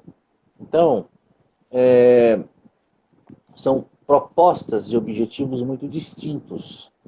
Elas são diferentes em praticamente tudo, em termos diferentes. Então, as pessoas fazem muita confusão ainda, como se uma coisa dependesse da outra, né? E não é verdade. São áreas, a psicanálise ela é uma metapsicologia, que pode ser pensada também como um aparato científico. Eu estou numa formação docente lá no Rio Grande do Sul, lá na Federal, Instituto Federal, e a gente estava trabalhando exatamente esses dias numa aula sobre essa questão do que é ciência e do que não é ciência. Eu só ali, como psicanalista, olhando, puxa, tem muito embasamento ali que poderia fazer da psicanálise um aparato científico, né? Embora ela mesma não se autoproclame como isso. Mas ela tem o seu modo muito particular de fazer as coisas. Porém, a psicanálise é como uma ilha que dialoga, que tem frentes de acesso de várias outras áreas do saber. E como teoria, ela dialoga muito bem, obrigado, com qualquer outras áreas de conhecimento, inclusive com a psicologia, né? Porém, ela tem um modo muito particular de ser e de fazer as coisas. O projeto da psicanálise é explorar o inconsciente. Coisa que a psiquiatria não quer fazer e coisa que não cabe a psicologia também fazer. Tá certo? Então, o processo de exploração do mundo mental, que pode contribuir, por isso que eu falo que é um campo de possibilidades, e aí não é a questão de para que serve a análise, mas que uso que esse indivíduo vai fazer dela, né? Entre outras coisas, esse indivíduo amadurecer, crescer, se fortalecer psiquicamente, lidar melhor consigo mesmo e conseguir lidar principalmente com uma coisa que é a singularidade de si, de quem ele é, lidar com a essência daquilo que ele é, não é? Eu poderia elencar aqui, a gente podia ter um dia uma live também só para falar sobre psicanálise, especificamente. Mas é uma oportunidade para você aprender a lidar melhor com você mesmo, né? Com a sua conduta, não é apenas com a sua experiência, tudo que você traz para uma sessão de análise, claro, tem o seu sentido, tem o seu valor, né? Mas o objetivo da análise é explorar aspectos desconhecidos. Aquilo que você sabe, você já sabe. Mas eu quero ver o que você vai fazer depois que você começa a lidar com aquilo que você não sabe. E a psicanálise te permite olhar para aspectos da sua personalidade que até então estão alheios, desconhecidos ao seu saber. Percebe? A psicologia eu levo aquilo que eu já sei. Na psicanálise eu me permito me aventurar numa experiência, me entregar a uma experiência onde certamente eu vou ser muito surpreendido. Para poder crescer, né, como pessoa, como ser humano. Eu gosto muito dessa expressão. Olha, você quer aprender a lidar melhor com você mesmo? E com outros esquece. Tem gente que quer controlar a vida dos outros. Já é difícil a gente lidar com a nossa própria vida, que diria querer lidar com a vida dos outros. Então a análise é um caminho possível para isso. Aprender a lidar melhor com você mesmo. Isso já pode, entre aspas, curar muita coisa, resolver muita coisa, né? Mas é E uma é bom experiência dizer, Moia, de autoconhecimento. e é bom dizer, Moia, que nesse caminho, né, eu lembro que você colocou no seu Instagram uma fala lá do Cláudio Castelo Filho, e eu achei Sim, interessante sim. que lá ele diz assim que a psicanálise serve para me apresentar a mim mesmo, para que eu possa Exatamente. aprender a conviver em harmonia com aquilo que eu de fato sou e, ao mesmo tempo, eu não ficar esperando ou exigindo de mim o que eu não sou capaz de produzir ou agora, ou não serei capaz de produzir em outro momento. Que às vezes isso causa um conflito muito grande dentro da gente, porque principalmente quando a gente não tem uma clareza de si, a gente corre o risco de querer corresponder às expectativas dos outros e você fica constantemente perdido de si mesmo, porque você começa a criar uma maneira de ser que não é você, mas são os outros que colocaram essa Te expectativa fabricam. e Colocar em você você acabou fazendo essa, isso. exatamente, essa preconcepção de aquilo que você é que você nem sabe. E às vezes isso desencadeia uma série de questões complexas, emblemáticas. Lembra da propaganda da nossa época, acho que a gente era na nossa infância, o Denorex, não existe mais. Parece, mas não é, porque de recusa e imitações, igual a legítima sou havaiana. Então a análise é para você ser um verdadeiro Denorex, ser uma legítima havaiana, né, dar legitimidade à sua existência. Né, parar de brincar de ser outra coisa. Levar você mais a sério. Brincando bastante com quem você é, você aprende a ser a melhor você, levar você mais a sério. Né? A análise é para ser quem você é. Mas para que isso? Para quê? Você vai perceber que boa parte dos conflitos, dos problemas que você cria na sua vida, né, e de roscos, e de rolos, e de encrencas que a gente entra, se você fosse um pouquinho mais ciente e capaz de dominar a si mesmo, você teria evitado um monte de coisa na sua vida, na sua história, né? A gente podia falar um pouquinho do Setembro Amarelo, né? Dessa campanha, o que você acha? Da gente pular um pouquinho para essa questão da campanha, caso as pessoas queiram conhecer um pouquinho aí a proposta, o que você acha? Sim, pode ser. Aí depois eu lançaria aqui uma pergunta interessante que alguém fez, mas Manda antes, pode mandar a pergunta. Pode pronto. mandar. Que a Pode pergunta falar. é essa aí, ó. Como a psicanálise e a religião podem ajudar as pessoas na prevenção ao suicídio? A psicanálise, eu falo primeiro da psicanálise, tá? A psicanálise tem um conceito na psicanálise chamado relação. Tem uma outra expressão muito importante chamada pensar. A psicanálise convida você a pensar. Pensar a sua vida. Pensar a sua experiência. Pensar suas dores. Por exemplo, um paciente que chega deprimido numa sessão de análise, o objetivo da análise não é curar a depressão. Para isso já existe a medicina. Se é que a gente pode acreditar que existe a cura plena para alguma coisa no ponto de vista científico. Né? Mas você tem uma relação com essa depressão. E essa relação e a maneira como você lida com ela, com essa informação e com essa experiência de sua vida, diz muito a seu respeito. E aí que está. Porque o objetivo é, através da experiência emocional que você estabelece, com as experiências, com tudo que norteia a tua vida, conseguir atribuir novos significados. É ressignificar suas experiências. Tem gente que é depressiva. Você vai viver com depressão o resto da vida. Tomando medicação, tendo que se cuidar, se policiar. Né? É diferente de um estágio, por exemplo, temporal. Não está falando da depressão em si aqui hoje, até porque merece um tema à parte, a depressão merece um capítulo à parte na nossa história, mas é exatamente você pensar a sua vida. Por que a morte? Por que morrer? Por que não quer viver? São perguntas que a análise ajuda você a fazer. O problema, às vezes, que as pessoas, uma questão não é só a falta de respostas. Elas não sabem formular perguntas. Mas por que eu quero dar cabo da minha vida? Por que morrer é a única solução? O que eu faço com aquilo que eu faço? O que eu faço com a minha experiência de sofrimento?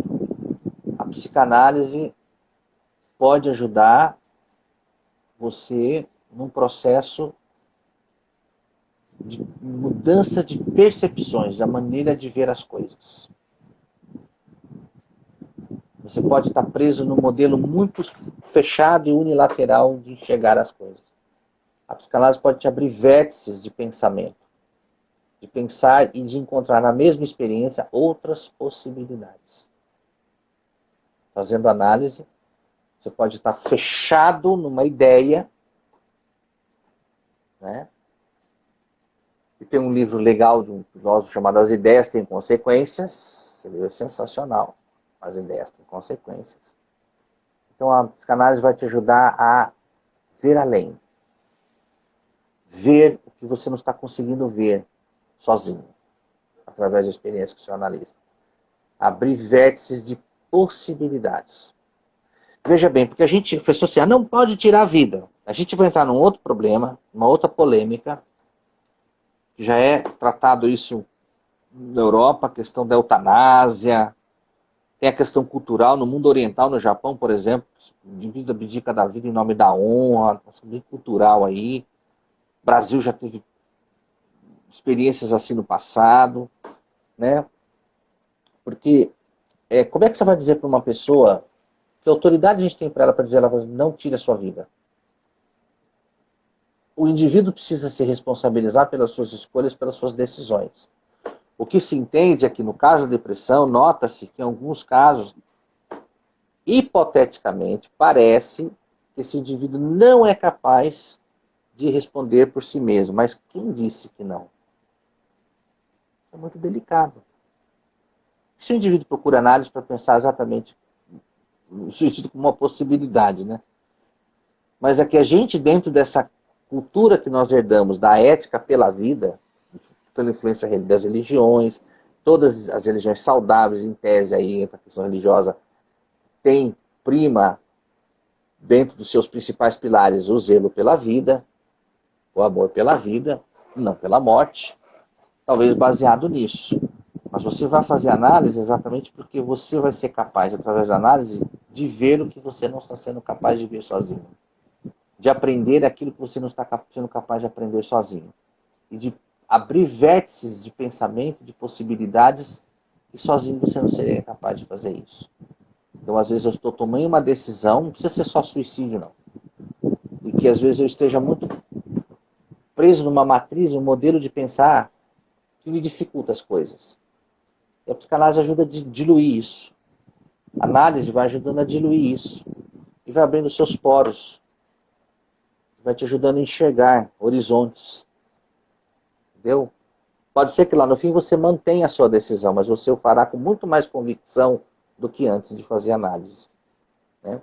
Agora, em relação à questão religiosa, do ponto de vista analítico, eu lendo um dos teóricos, se ele lida com uma experiência religiosa de uma maneira positiva, o que eu quero dizer positiva? Menos punitiva e mais redentiva, e esse é o grande discurso da fé cristã, né? É a redenção, é o perdão. Às vezes, ele entender a lógica do perdão dentro de uma cosmovisão religiosa, vamos pegar assim, cristã, por exemplo, ele pode se perdoar de muita coisa. Ele está se punindo? Ele está se cobrando? A questão do amor, amar o próximo como a ti mesmo. E as pessoas pensam assim, pô, a religião é só amar o próximo. Não, a religião também envolve, implica, entre outras coisas, o amor a si próprio. Amar a Deus e amar ao próximo como a si mesmo. Esse a si mesmo, às vezes, é a parte esquecida da catequese. É a parte esquecida. É desenvolver amor próprio. Então, a religião tem um papel salutar, desde que a relação com ela seja uma relação saudável. Sem entrar no mérito do que é e do que não é saudável. Mas uma fé que não preza pela misericórdia, pela compaixão, pela justiça, sim, pelo zelo, mas pela compaixão, pela misericórdia, pelo perdão, pelo amor, pela graça, pela dádiva, pela bondade, que são experiências que podem alimentar um coração de esperança e de continuar acreditando na vida. Então eu vejo que a espiritualidade, ela é um ponto, inclusive eu lendo um livro de uma psiquiatra e ela dedicou um capítulo inteiro sobre depressão para falar de espiritualidade. E ela, como profissional médico, entende a importância que o papel da fé tem nesse momento. Porque, do ponto de vista analítico, o indivíduo lida com uma mensagem interna de um indivíduo que o Freud chamava de superego, Klein também, de um superego severo. É como se existe uma forma de funcionar psíquica. Eu vou usar uma expressão muito simples para todo mundo entender. É o indivíduo que pega pesado com ele mesmo. Que se cobra muito, que se pune muito, que se exige muito.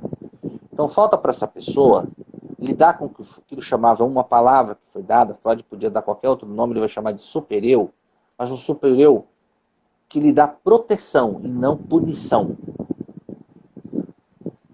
Por isso que a ausência de limite, a ausência de materna, de família, de cuidador, inibe essa experiência, impede que essa experiência do indivíduo se sente completamente desprotegido no mundo e ele sente que ele vai se desintegrar. Ele não tem essa capa de proteção. Então ele pensa que aquele que protege é o mesmo que pune. Então quando ele recorre à fé, mesmo entendendo que na dinâmica da religião existe a graça, o perdão, mas existe a responsabilidade, não a culpa. Onde se entende que Javé responsabiliza. Olha, seguinte, está ali o fruto, não é para comer do fruto. Se violar, vai ter consequência. Não foi assim? Na lógica da Gênesis. Se violar, vai ter consequência. Então o indivíduo se responsabilizar pelas suas escolhas e pelas suas ações. Depois vem o plano redentivo. Redenção era o quê? Um indivíduo que devia muito para alguém. Ele devia tanto para o cara que ele não tinha condição de pagar e aí ele assinava um termo se tornando escravo daquela pessoa. E ele ia trabalhar para aquela pessoa, seja lá quanto tempo fosse necessário para pagar a dívida, ele se tornava escravo. Vinha alguém e quitava aquela dívida. Isso é redenção. Você era redimido, você era cancelado aquele termo de escravidão. Você passava a ser livre novamente, porque não devia mais nada para o teu patrão. Por quê? Porque alguém veio e pagou a dívida para você, te comprava. Só que ao mesmo tempo assinava a carta de alforria, te comprava, eu quero comprar o Marcelo. Ele é meu escravo porque ele me deve. Bom, mas então eu compro ele, eu compro a dívida. Faz banco, o banco adora fazer isso hoje em dia, comprar a dívida de outro banco. Compra a tua dívida, eu compro a dívida dele. Então compra a dívida dele, agora ele vai dever para mim. Eu compro essa dívida, ele vai dever para mim. Só que na hora dos dois ir embora, vou fazer o seguinte, eu comprei tua dívida, mas eu não quero receber. Eu estou assinando a sua absolvição. Eu estou assinando a sua redenção. Agora você é livre. Isso é redenção. Então, se alguém que já está cercado de culpa, de punição, de autodestrutividade, concebe na fé esse tipo de experiência, de se sentir perdoado, redimido, né, livre, com certeza vai mudar de ideia. Não, você não vai morrer, você não vai me matar. Por quê? Estou livre, estou perdoado. Então a fé é um ponto de segurança. tem que tomar cuidado, porque muita coisa pode alienar, né? E a fé está dentro desse pacote.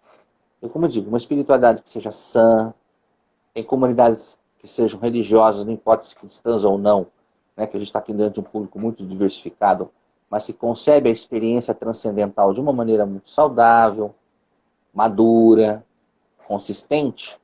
É um baita. Hoje a parte da própria sociedade médica, por exemplo, se curva diante dessa possibilidade. Eu li um artigo uma vez na revista Seleções chamado A Química da Fé. O quanto a experiência da fé pode gerar uma série de transformações de neurotransmissores, hormonais e benéficas na vida de uma pessoa. Então, se você vai num lugar, ali você vive uma experiência, um lugar, ó, como se fé, a religião fosse um lugar, né? Então, um paradigma tem que ser quebrado, né? Tem que ser quebrado. O reino está dentro de nós, não está no prédio. Então, assim... Olha, inclusive... Mas é mais ou menos por aí. Inclusive, isso que você está falando, eu assisti há uns meses aí atrás uma palestra de um neurocientista que ele falava exatamente que houve uma experiência, me parece que foi numa universidade nos Estados Unidos, em que eles fizeram a seguinte experiência. Dos pacientes que estavam no hospital em tratamento com doenças muito graves, metade desses pacientes recebeu acompanhamento, auxílio espiritual, e a outra metade eram pessoas que não expressavam nenhuma crença.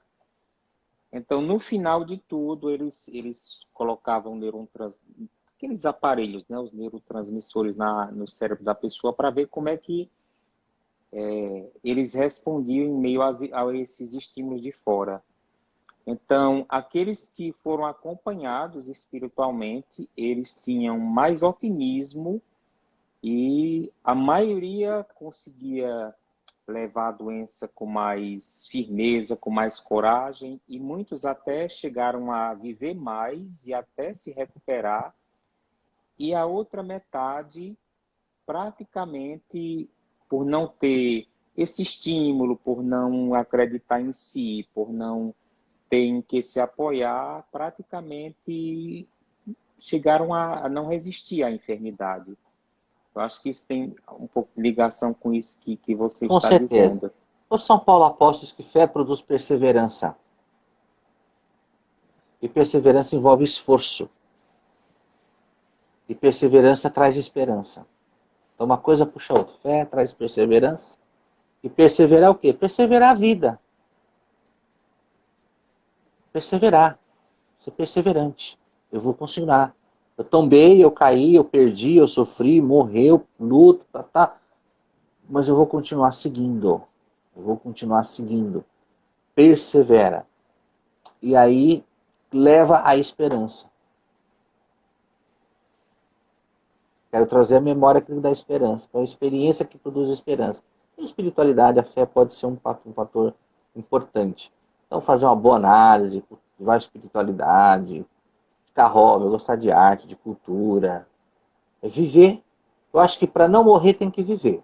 Uma coisa parece uma máxima estúpida que eu estou dizendo aqui, mas para não morrer você tem que gostar de viver. E se está perdendo o gosto pela vida, é porque está faltando um tempero para ela. Se você mudar um pouquinho o tempero. Eu, que particularmente suspeito de falar, né? Eu adoro uma culinária, uma gastronomia. Então, então às vezes a vida perdeu o sabor. Mas então, você faz uma comida que está sem sabor, o que você faz? Você melhora ela, você acrescenta, você inventa, você cria, você modifica o cardápio, bota um tempero novo, diferente ali, uma pimenta. Eu adoro pimenta. Né? E dá um tempero à vida, se ela está sem sabor. Não vai jogar comida fora. Porque, na verdade, o suicida não é a vida que ele quer tirar, é a dor que tem dentro dele que ele quer arrancar. E, às vezes, o suicídio é uma forma de tentar se proteger frente a uma vida imaginária. Ele acha que morrendo ele preserva a vida dele. É uma psicose. Mas é uma contradição até, né? Mas é o seguinte, para eu viver eu tenho de morrer. Porque aí, você sabe morrer. O suicídio tem questões, um monte de questões. Aqueles que brincam com a vida. Não tem só o suicídio doente.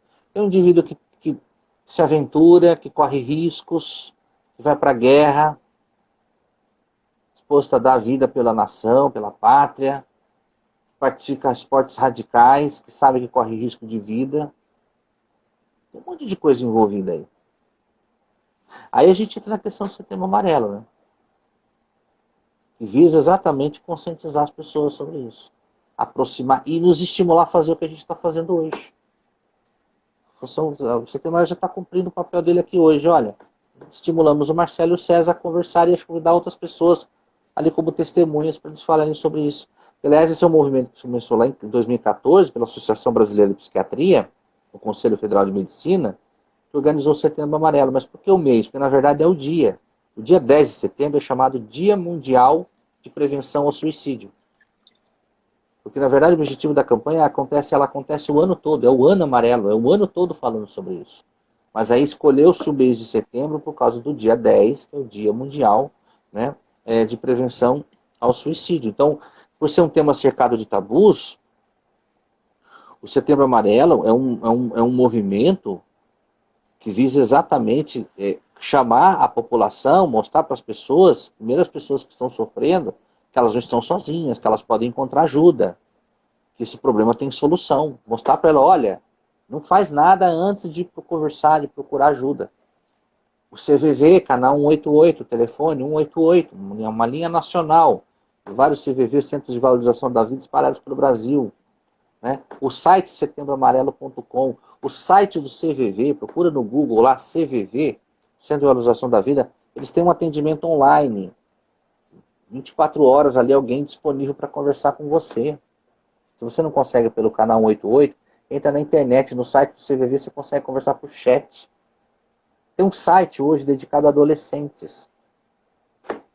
Eu sei se você consigo localizar aqui para gente. Tem um para adolescente. Já existe um projeto de CVV exclusivo para adolescente, chamado podefalar.org.br. Podefalar.org.br. Adolescente entra lá, um site bem interativo, mas eu tenho que poder falar, verbalizar, né? E o setembroamarelo.com você encontra informações muito precisas. Por que escolheu a cor amarela? A gente tem ali as cores, agora Outubro Rosa, Novembro Azul, né? As campanhas acontecem em meses específicos, Abril Verde, o Janeiro Branco, né? Existe às vezes até mais de uma campanha com a mesma cor, né? O próprio amarelo mesmo. Mas por que existe amarelo? Amarelo tem a ver, que simboliza ali para os norte-americanos a esperança, né? No nosso caso nós temos o verde também, mas ela foi adotada em homenagem a um jovem chamado Mike M. Ele tinha um Mustang amarelo, não é Camaro não, Mustang mesmo. E ele cometeu um ato suicida com o carro dele, ele tinha apenas 17 anos de idade. E no seu funeral, foram distribuídos cartões e fitas amarelas no dia do seu funeral com a mensagem: se você precisar, peça ajuda. Então a cidade ali onde Mickey Ames morava, a cidade se mobilizou com jovens que estavam no velório dele com essa cor amarela. E aí isso viralizou, se esparramou, e hoje essa campanha está esparramada aí no mundo inteiro. Agora é importante falar sobre isso, é sempre importante. Falar abertamente desse assunto e também a pessoa que está sofrendo poder falar com alguém. Porque a maioria das pessoas não costumam compartilhar esse tipo de sentimento. Porque ela fica preocupada em receber algum tipo de julgamento. Ai, vão falar que isso é frescura. Vão falar que eu tenho que tirar vergonha na cara. Vão falar para mim que eu tenho que... tem que ter juízo, onde já se viu. Que você tem tudo, que você reclama de barriga cheia. É isso que as pessoas falam, tem medo de julgamento. Então, se ela tiver um espaço franco, seguro, onde ela não vai ser julgada ali, onde ela não vai... Entendeu? Uma pessoa que vai prestar esse tipo de acolhimento é extremamente substancial. Então, quando perceber que a pessoa não está mais se interessando pelas coisas, comportamento retraído, dificuldade de se relacionar com os amigos, com familiares, indivíduo que fica remoendo pensamentos de maneira obsessiva, sentimentos de desesperança, solidão, impotência, falta de significado na vida, irritabilidade, pessimismo, apatia, alterações extremas de humor, excessos de raiva, sentimentos de vingança, ansiedade descontrolada, irritabilidade, pessimismo, apatia, e vai por aí. Olha aí quanta coisa. Transtornos mentais, de personalidade, enfim. Então, ela precisa de um espaço para falar sobre isso. E aí existem canais disponíveis, um deles é, como eu falei, o CVV, E também os profissionais que você pode procurar, desde o médico, uma ajuda médica, até uma experiência terapêutica, ou, por que não, uma experiência analítica, como é o nosso caso. Né? Por quê? Porque tem a ver com algum tipo de alteração da vida mental dessa pessoa. No setembro, exatamente, de convidar a população para falar sobre o assunto e estimular a pessoa que está sofrendo a procurar ajuda e ajudar as pessoas, porque um suicida impacta de 6 a 8 pessoas ao redor dele, normalmente a família, que morre junto, né? Morre junto. E fica. E fica lá com a ferida aberta. E aí é um trabalho exaustivo e intenso que você precisa fazer pós-suicídio para poder acolher essas famílias e lidar com a dor delas, para lidar com essa experiência traumática. Né?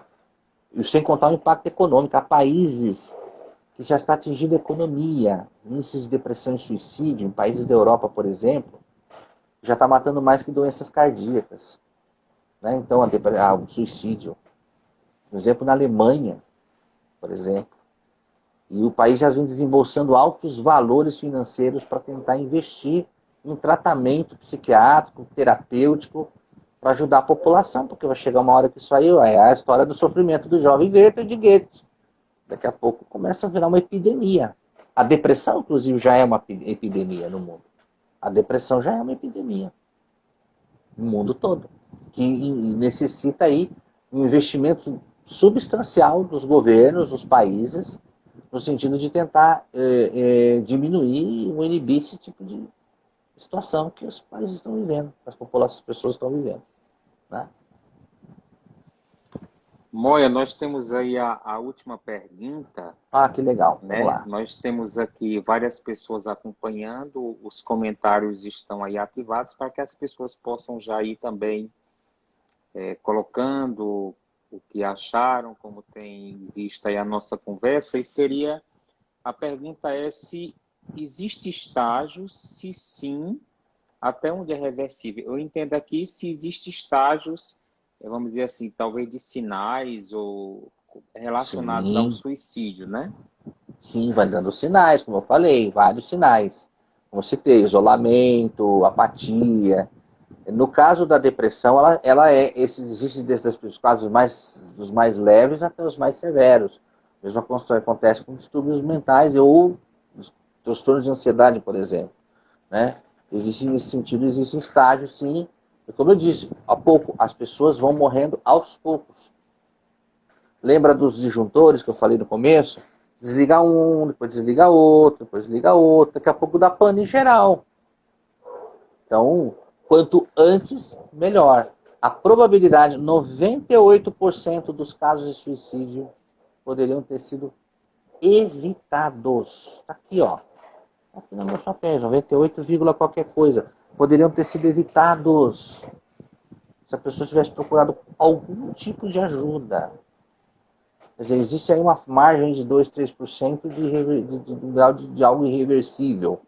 De um grau absoluto que não tem mais o que fazer. Desde a escolha consciente do indivíduo que decide praticar uma eutanásia ou um suicídio consciente, e ele faz isso conscientemente. Ah, como é que você vai entender isso? Não dá para saber. Você vai falar, mas ele estava doente. Não, mas ele não demonstrava nenhum sinal. Então existe uma margem que é difícil de estar sendo estudada. Agora, a grande maioria, esmagadora, casos, poderia ter sido evitado se a pessoa tivesse um pouco de humildade, as famílias tivessem um pouco mais de sensibilidade, e o indivíduo falasse, olha, não estou bem, vai no médico. Olha, não estou bem, estou deprimido, estou sofrendo, estou com vontade de morrer. Tem até algumas perguntas interessantes, ó. Eu peguei de uma colega aqui, né? Perguntas fundamentais. Você tem, que eu faço aqui para todos nós. Nós temos planos para o nosso futuro? A vida ainda vale a pena ser vivida?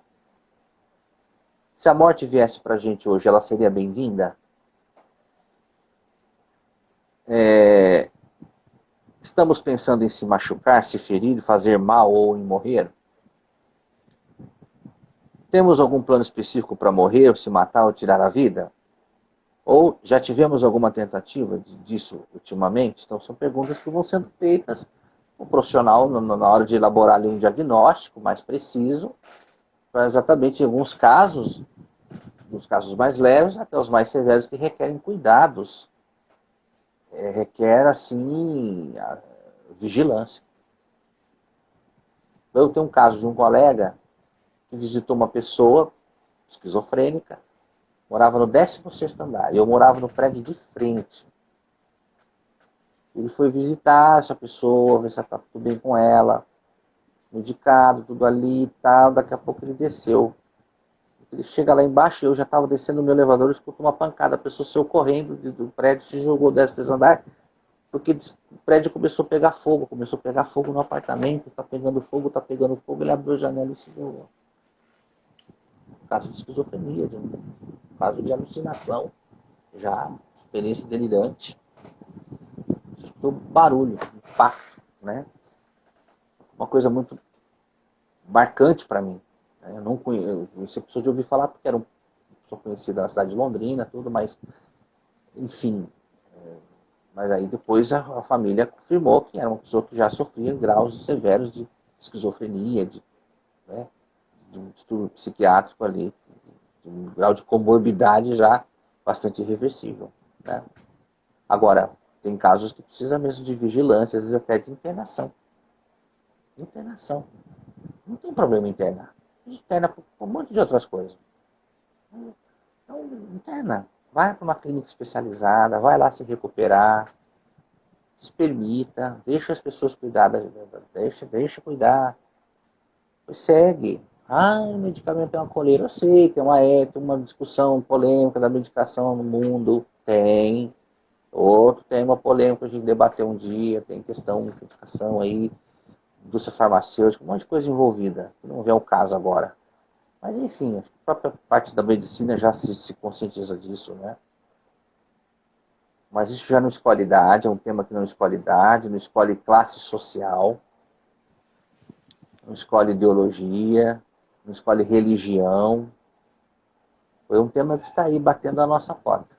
Depressão são os grandes temas da histeria moderna. Ansiedade, depressão, transtornos alimentares, suicídio, isolamento.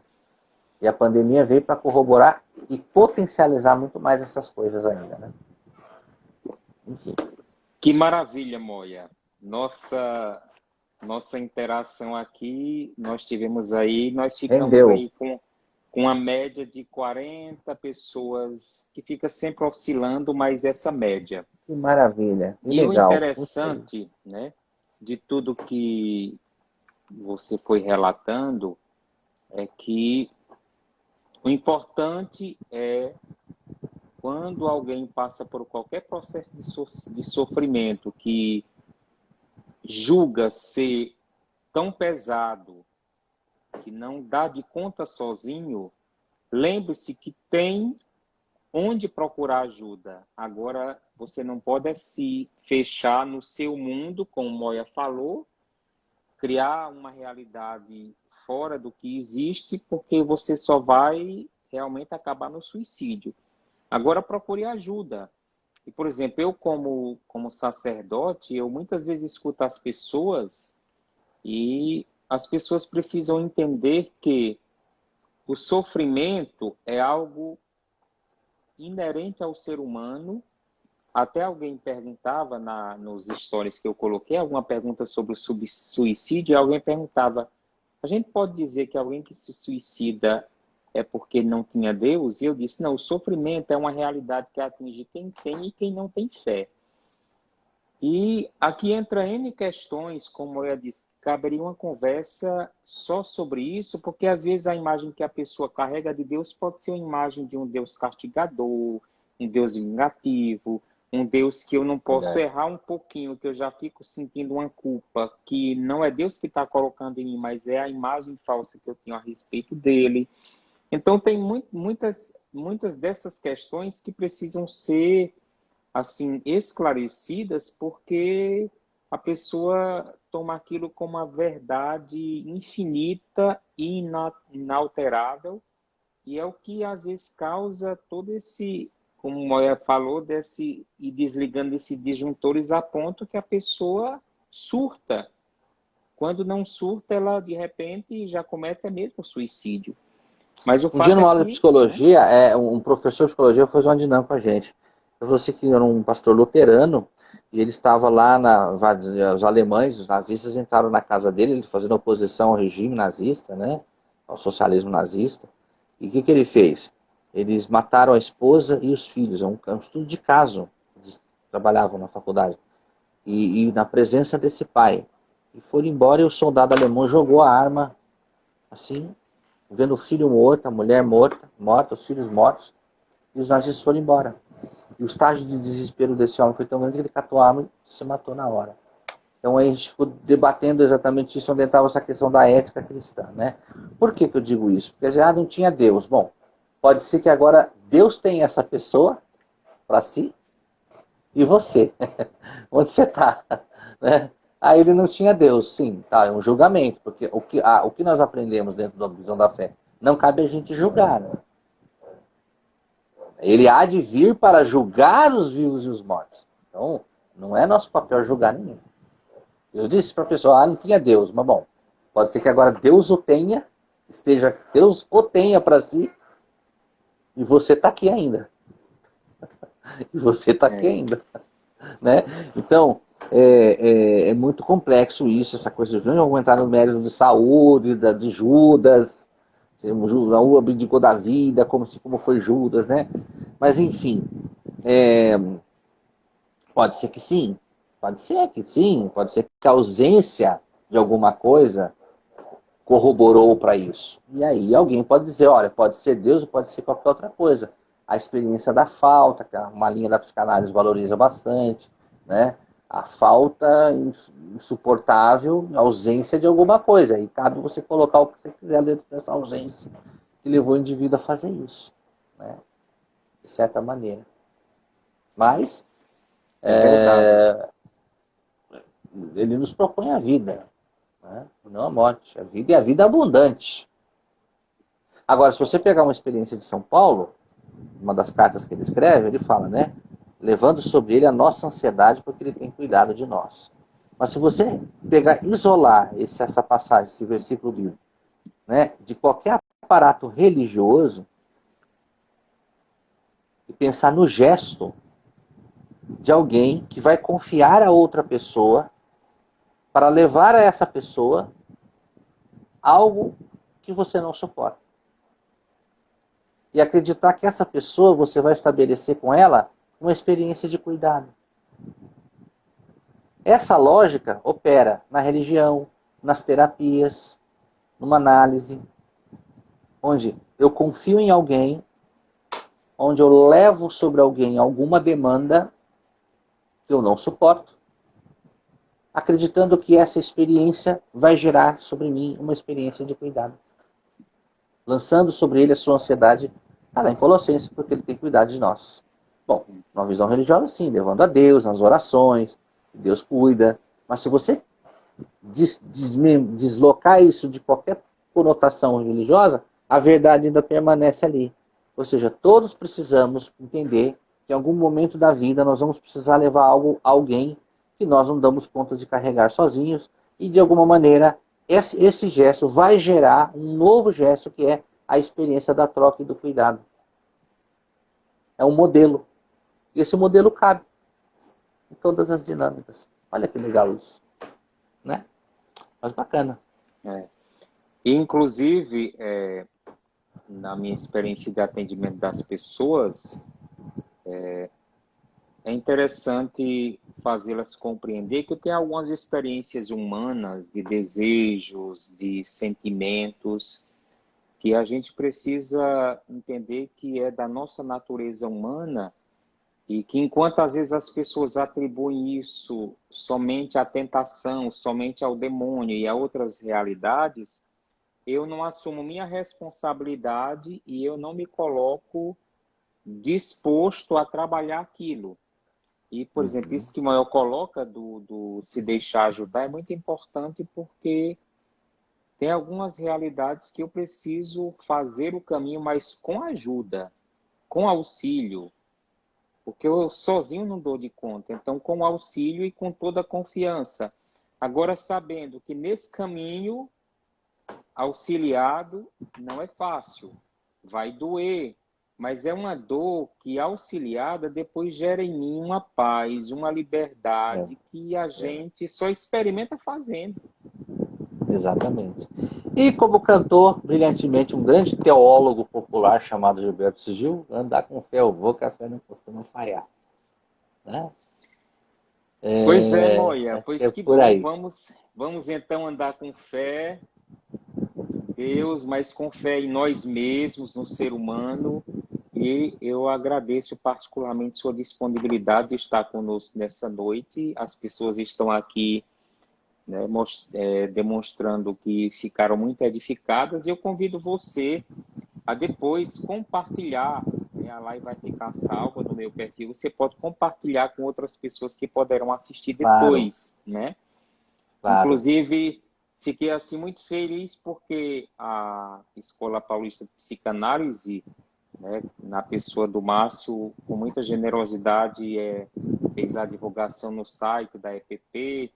Inclusive, aproveito para dizer que as pessoas que porventura ficaram curiosas em saber como funciona essa questão da formação na Escola Exatamente, Paulista, exatamente. na minha bio está lá o O site, site. o endereço eletrônico da Escola Paulista. Você clica lá e você vai ter todas as informações. E não só a Inclusive, formação, é exatamente. né? Inclusive, Moia, tem a questão do atendimento, né? Os alunos do estágio, do terceiro ano, eles têm um atendimento através Exatamente. da escola. Você Programa de entra em atendimento contato. social. Pronto, falei um pouquinho rapidinho sobre essa questão, Moia, que é O bom as programa de pessoas atendimento saberem, né? social da EPP. Ali, a Escola Paulista de Planalto oferece uma série de atividades, além da formação, cursos de extensão, cursos breves, colóquios. Você só se inscrever lá na newsletter da escola, vocês vão receber todas as informações e todos os eventos e atividades que a EPP realiza. Né? Entre eles, um programa de atendimento voltado para a população, tanto com candidatos analistas do último ano de formação, analistas em formação, como também temos uma segunda opção, que é com profissionais já formados pelo Instituto ECA. Né? Então, existe um processo de triagem, você se inscreve, passa por essa seleção, e você pode ter ali a possibilidade de iniciar sua análise nas primeiras 20 sessões, numa condição mais acessível.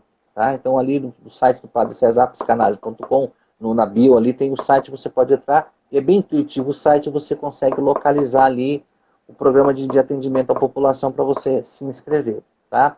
E se você me permite também, padre, também já deixar meu contato, eu fico à disposição. Ou seja, eu uso pouco o Instagram, talvez eu vou usar mais agora, certamente, se tiver alguma pergunta, alguma dúvida, quiser interagir conosco, talvez eu não consiga responder na hora, em razão de demandas e agendas e tal, mas à medida do possível a gente carinhosamente responde, tá? Para manter esse contato aqui pelo próprio Instagram, que vocês viram ali pelo meu Instagram, sou Marcelo Moia, é um Instagram pessoal, né? Mas eu tenho um Facebook também, sou Marcelo Moia, facebook.com, Moia com Y, tá? E tem um site, www.marcelomoia.com.br.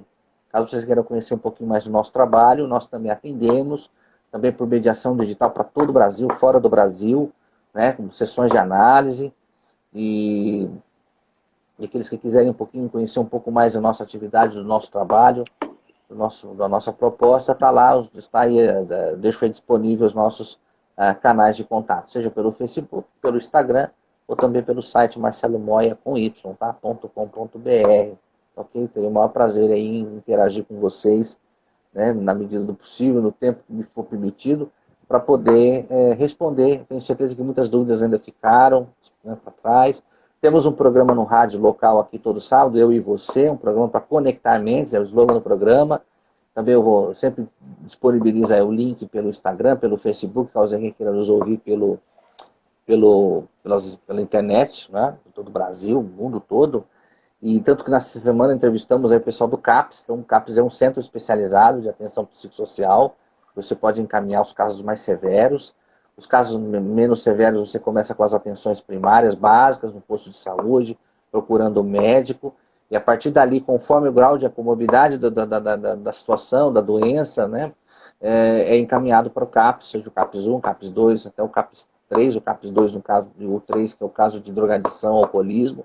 Então, esses centros especializados estão espalhados em todo o Brasil. O governo, fiquei sabendo que o governo federal, o Ministério da Saúde, tem tentado se esforçar no sentido de ampliar o investimento né, nas atenções básicas voltadas para a saúde, para o cuidado da saúde mental. Então, tenho certeza que as pessoas que nos viram, procurem um CAPS, ou procurem um profissional, procurem a igreja, e viva. Vamos seguir vivendo. É isso aí. Obrigado, viu, César, pela oportunidade, pelo Eu que espaço, agradeço, pelo Moya. Foi convite. muito bom. Inclusive, eu quero só reforçar que, como o Moya já se disponibilizou, você pode falar com ele, né, no privado, ou pode ir lá no site dele, né? Quem de repente despertou e percebeu que tem-se demandas para fazer um caminho de análise, entre em contato com a escola Muito também, obrigado. Uhum, né? claro. E a partir daí também ver isso, porque é possível a gente hoje ter e sentir os efeitos da análise, como a gente faz na escola. A gente é atendido, por exemplo, meu analista mora em São Paulo e eu aqui no Ceará, e a gente se encontra 2 vezes por semana, e a análise tem sim efeito. Não é, às vezes a pessoa pode ter um preconceito que só pode ser presencial, mas dessa forma tem, porque há o mesmo trabalho, né? Então fica aí essa indicação importante. E vamos pensar assim, Moia, que esta live são cenas para próximos capítulos que podem Com muito surgir, prazer. Uma né? sementinha aí de uma árvore que dê muitos frutos. Pelos frutos conhecereis, né? João 15. E quem não serve, não serve, né? Não vive para servir, não serve para viver. Então nós temos que viver servindo. Servir dá um propósito para a vida da gente. E é um prazer estar aqui dividindo conhecimento, saber, aprendendo também com você, com as pessoas. Deixar o meu carinhoso abraço aí, pessoal de Nova Olinda, chegando a maioria que participou da sua live, né? Quiçá um dia, quem sabe, né? Depois de 12 dias de mula e 8 dias de trem, eu consigo chegar um dia e conhecer aí a sua região, né? Sim, será E bem-vindo. prometo levar chimarrão para todo mundo. Bem que já tem bastante gaúcho aí, paranaúcho na região já. Enfim, mas a amizade não tem fronteiras, a amizade não tem distâncias. E prova disso que nós estamos aqui, né? Na relação aí de docência, de aluno, mas também de uma amizade que segue, e tenho certeza que há de crescer cada vez mais aí nessa parceria, nessa caminhada. Tá legal? Muito obrigado. Nós também. Obrigado, Moia. Obrigado você que nos acompanhou até agora. Você que talvez vá assistir essa live depois e concluir agora conosco. Então, tenhamos todos uma boa noite, um sono tranquilo e restaurador. Como disse Moia, para amanhã pegar no batente de novo, porque Oh, todo mundo tem um dia que deve prometer amanhã de muitas atividades. Isso é o que nos mantém vivos. amanhã será um novo dia, já cantou Guilherme Arantes, né? Grande abraço. Tá, boa noite, um abraço a todos.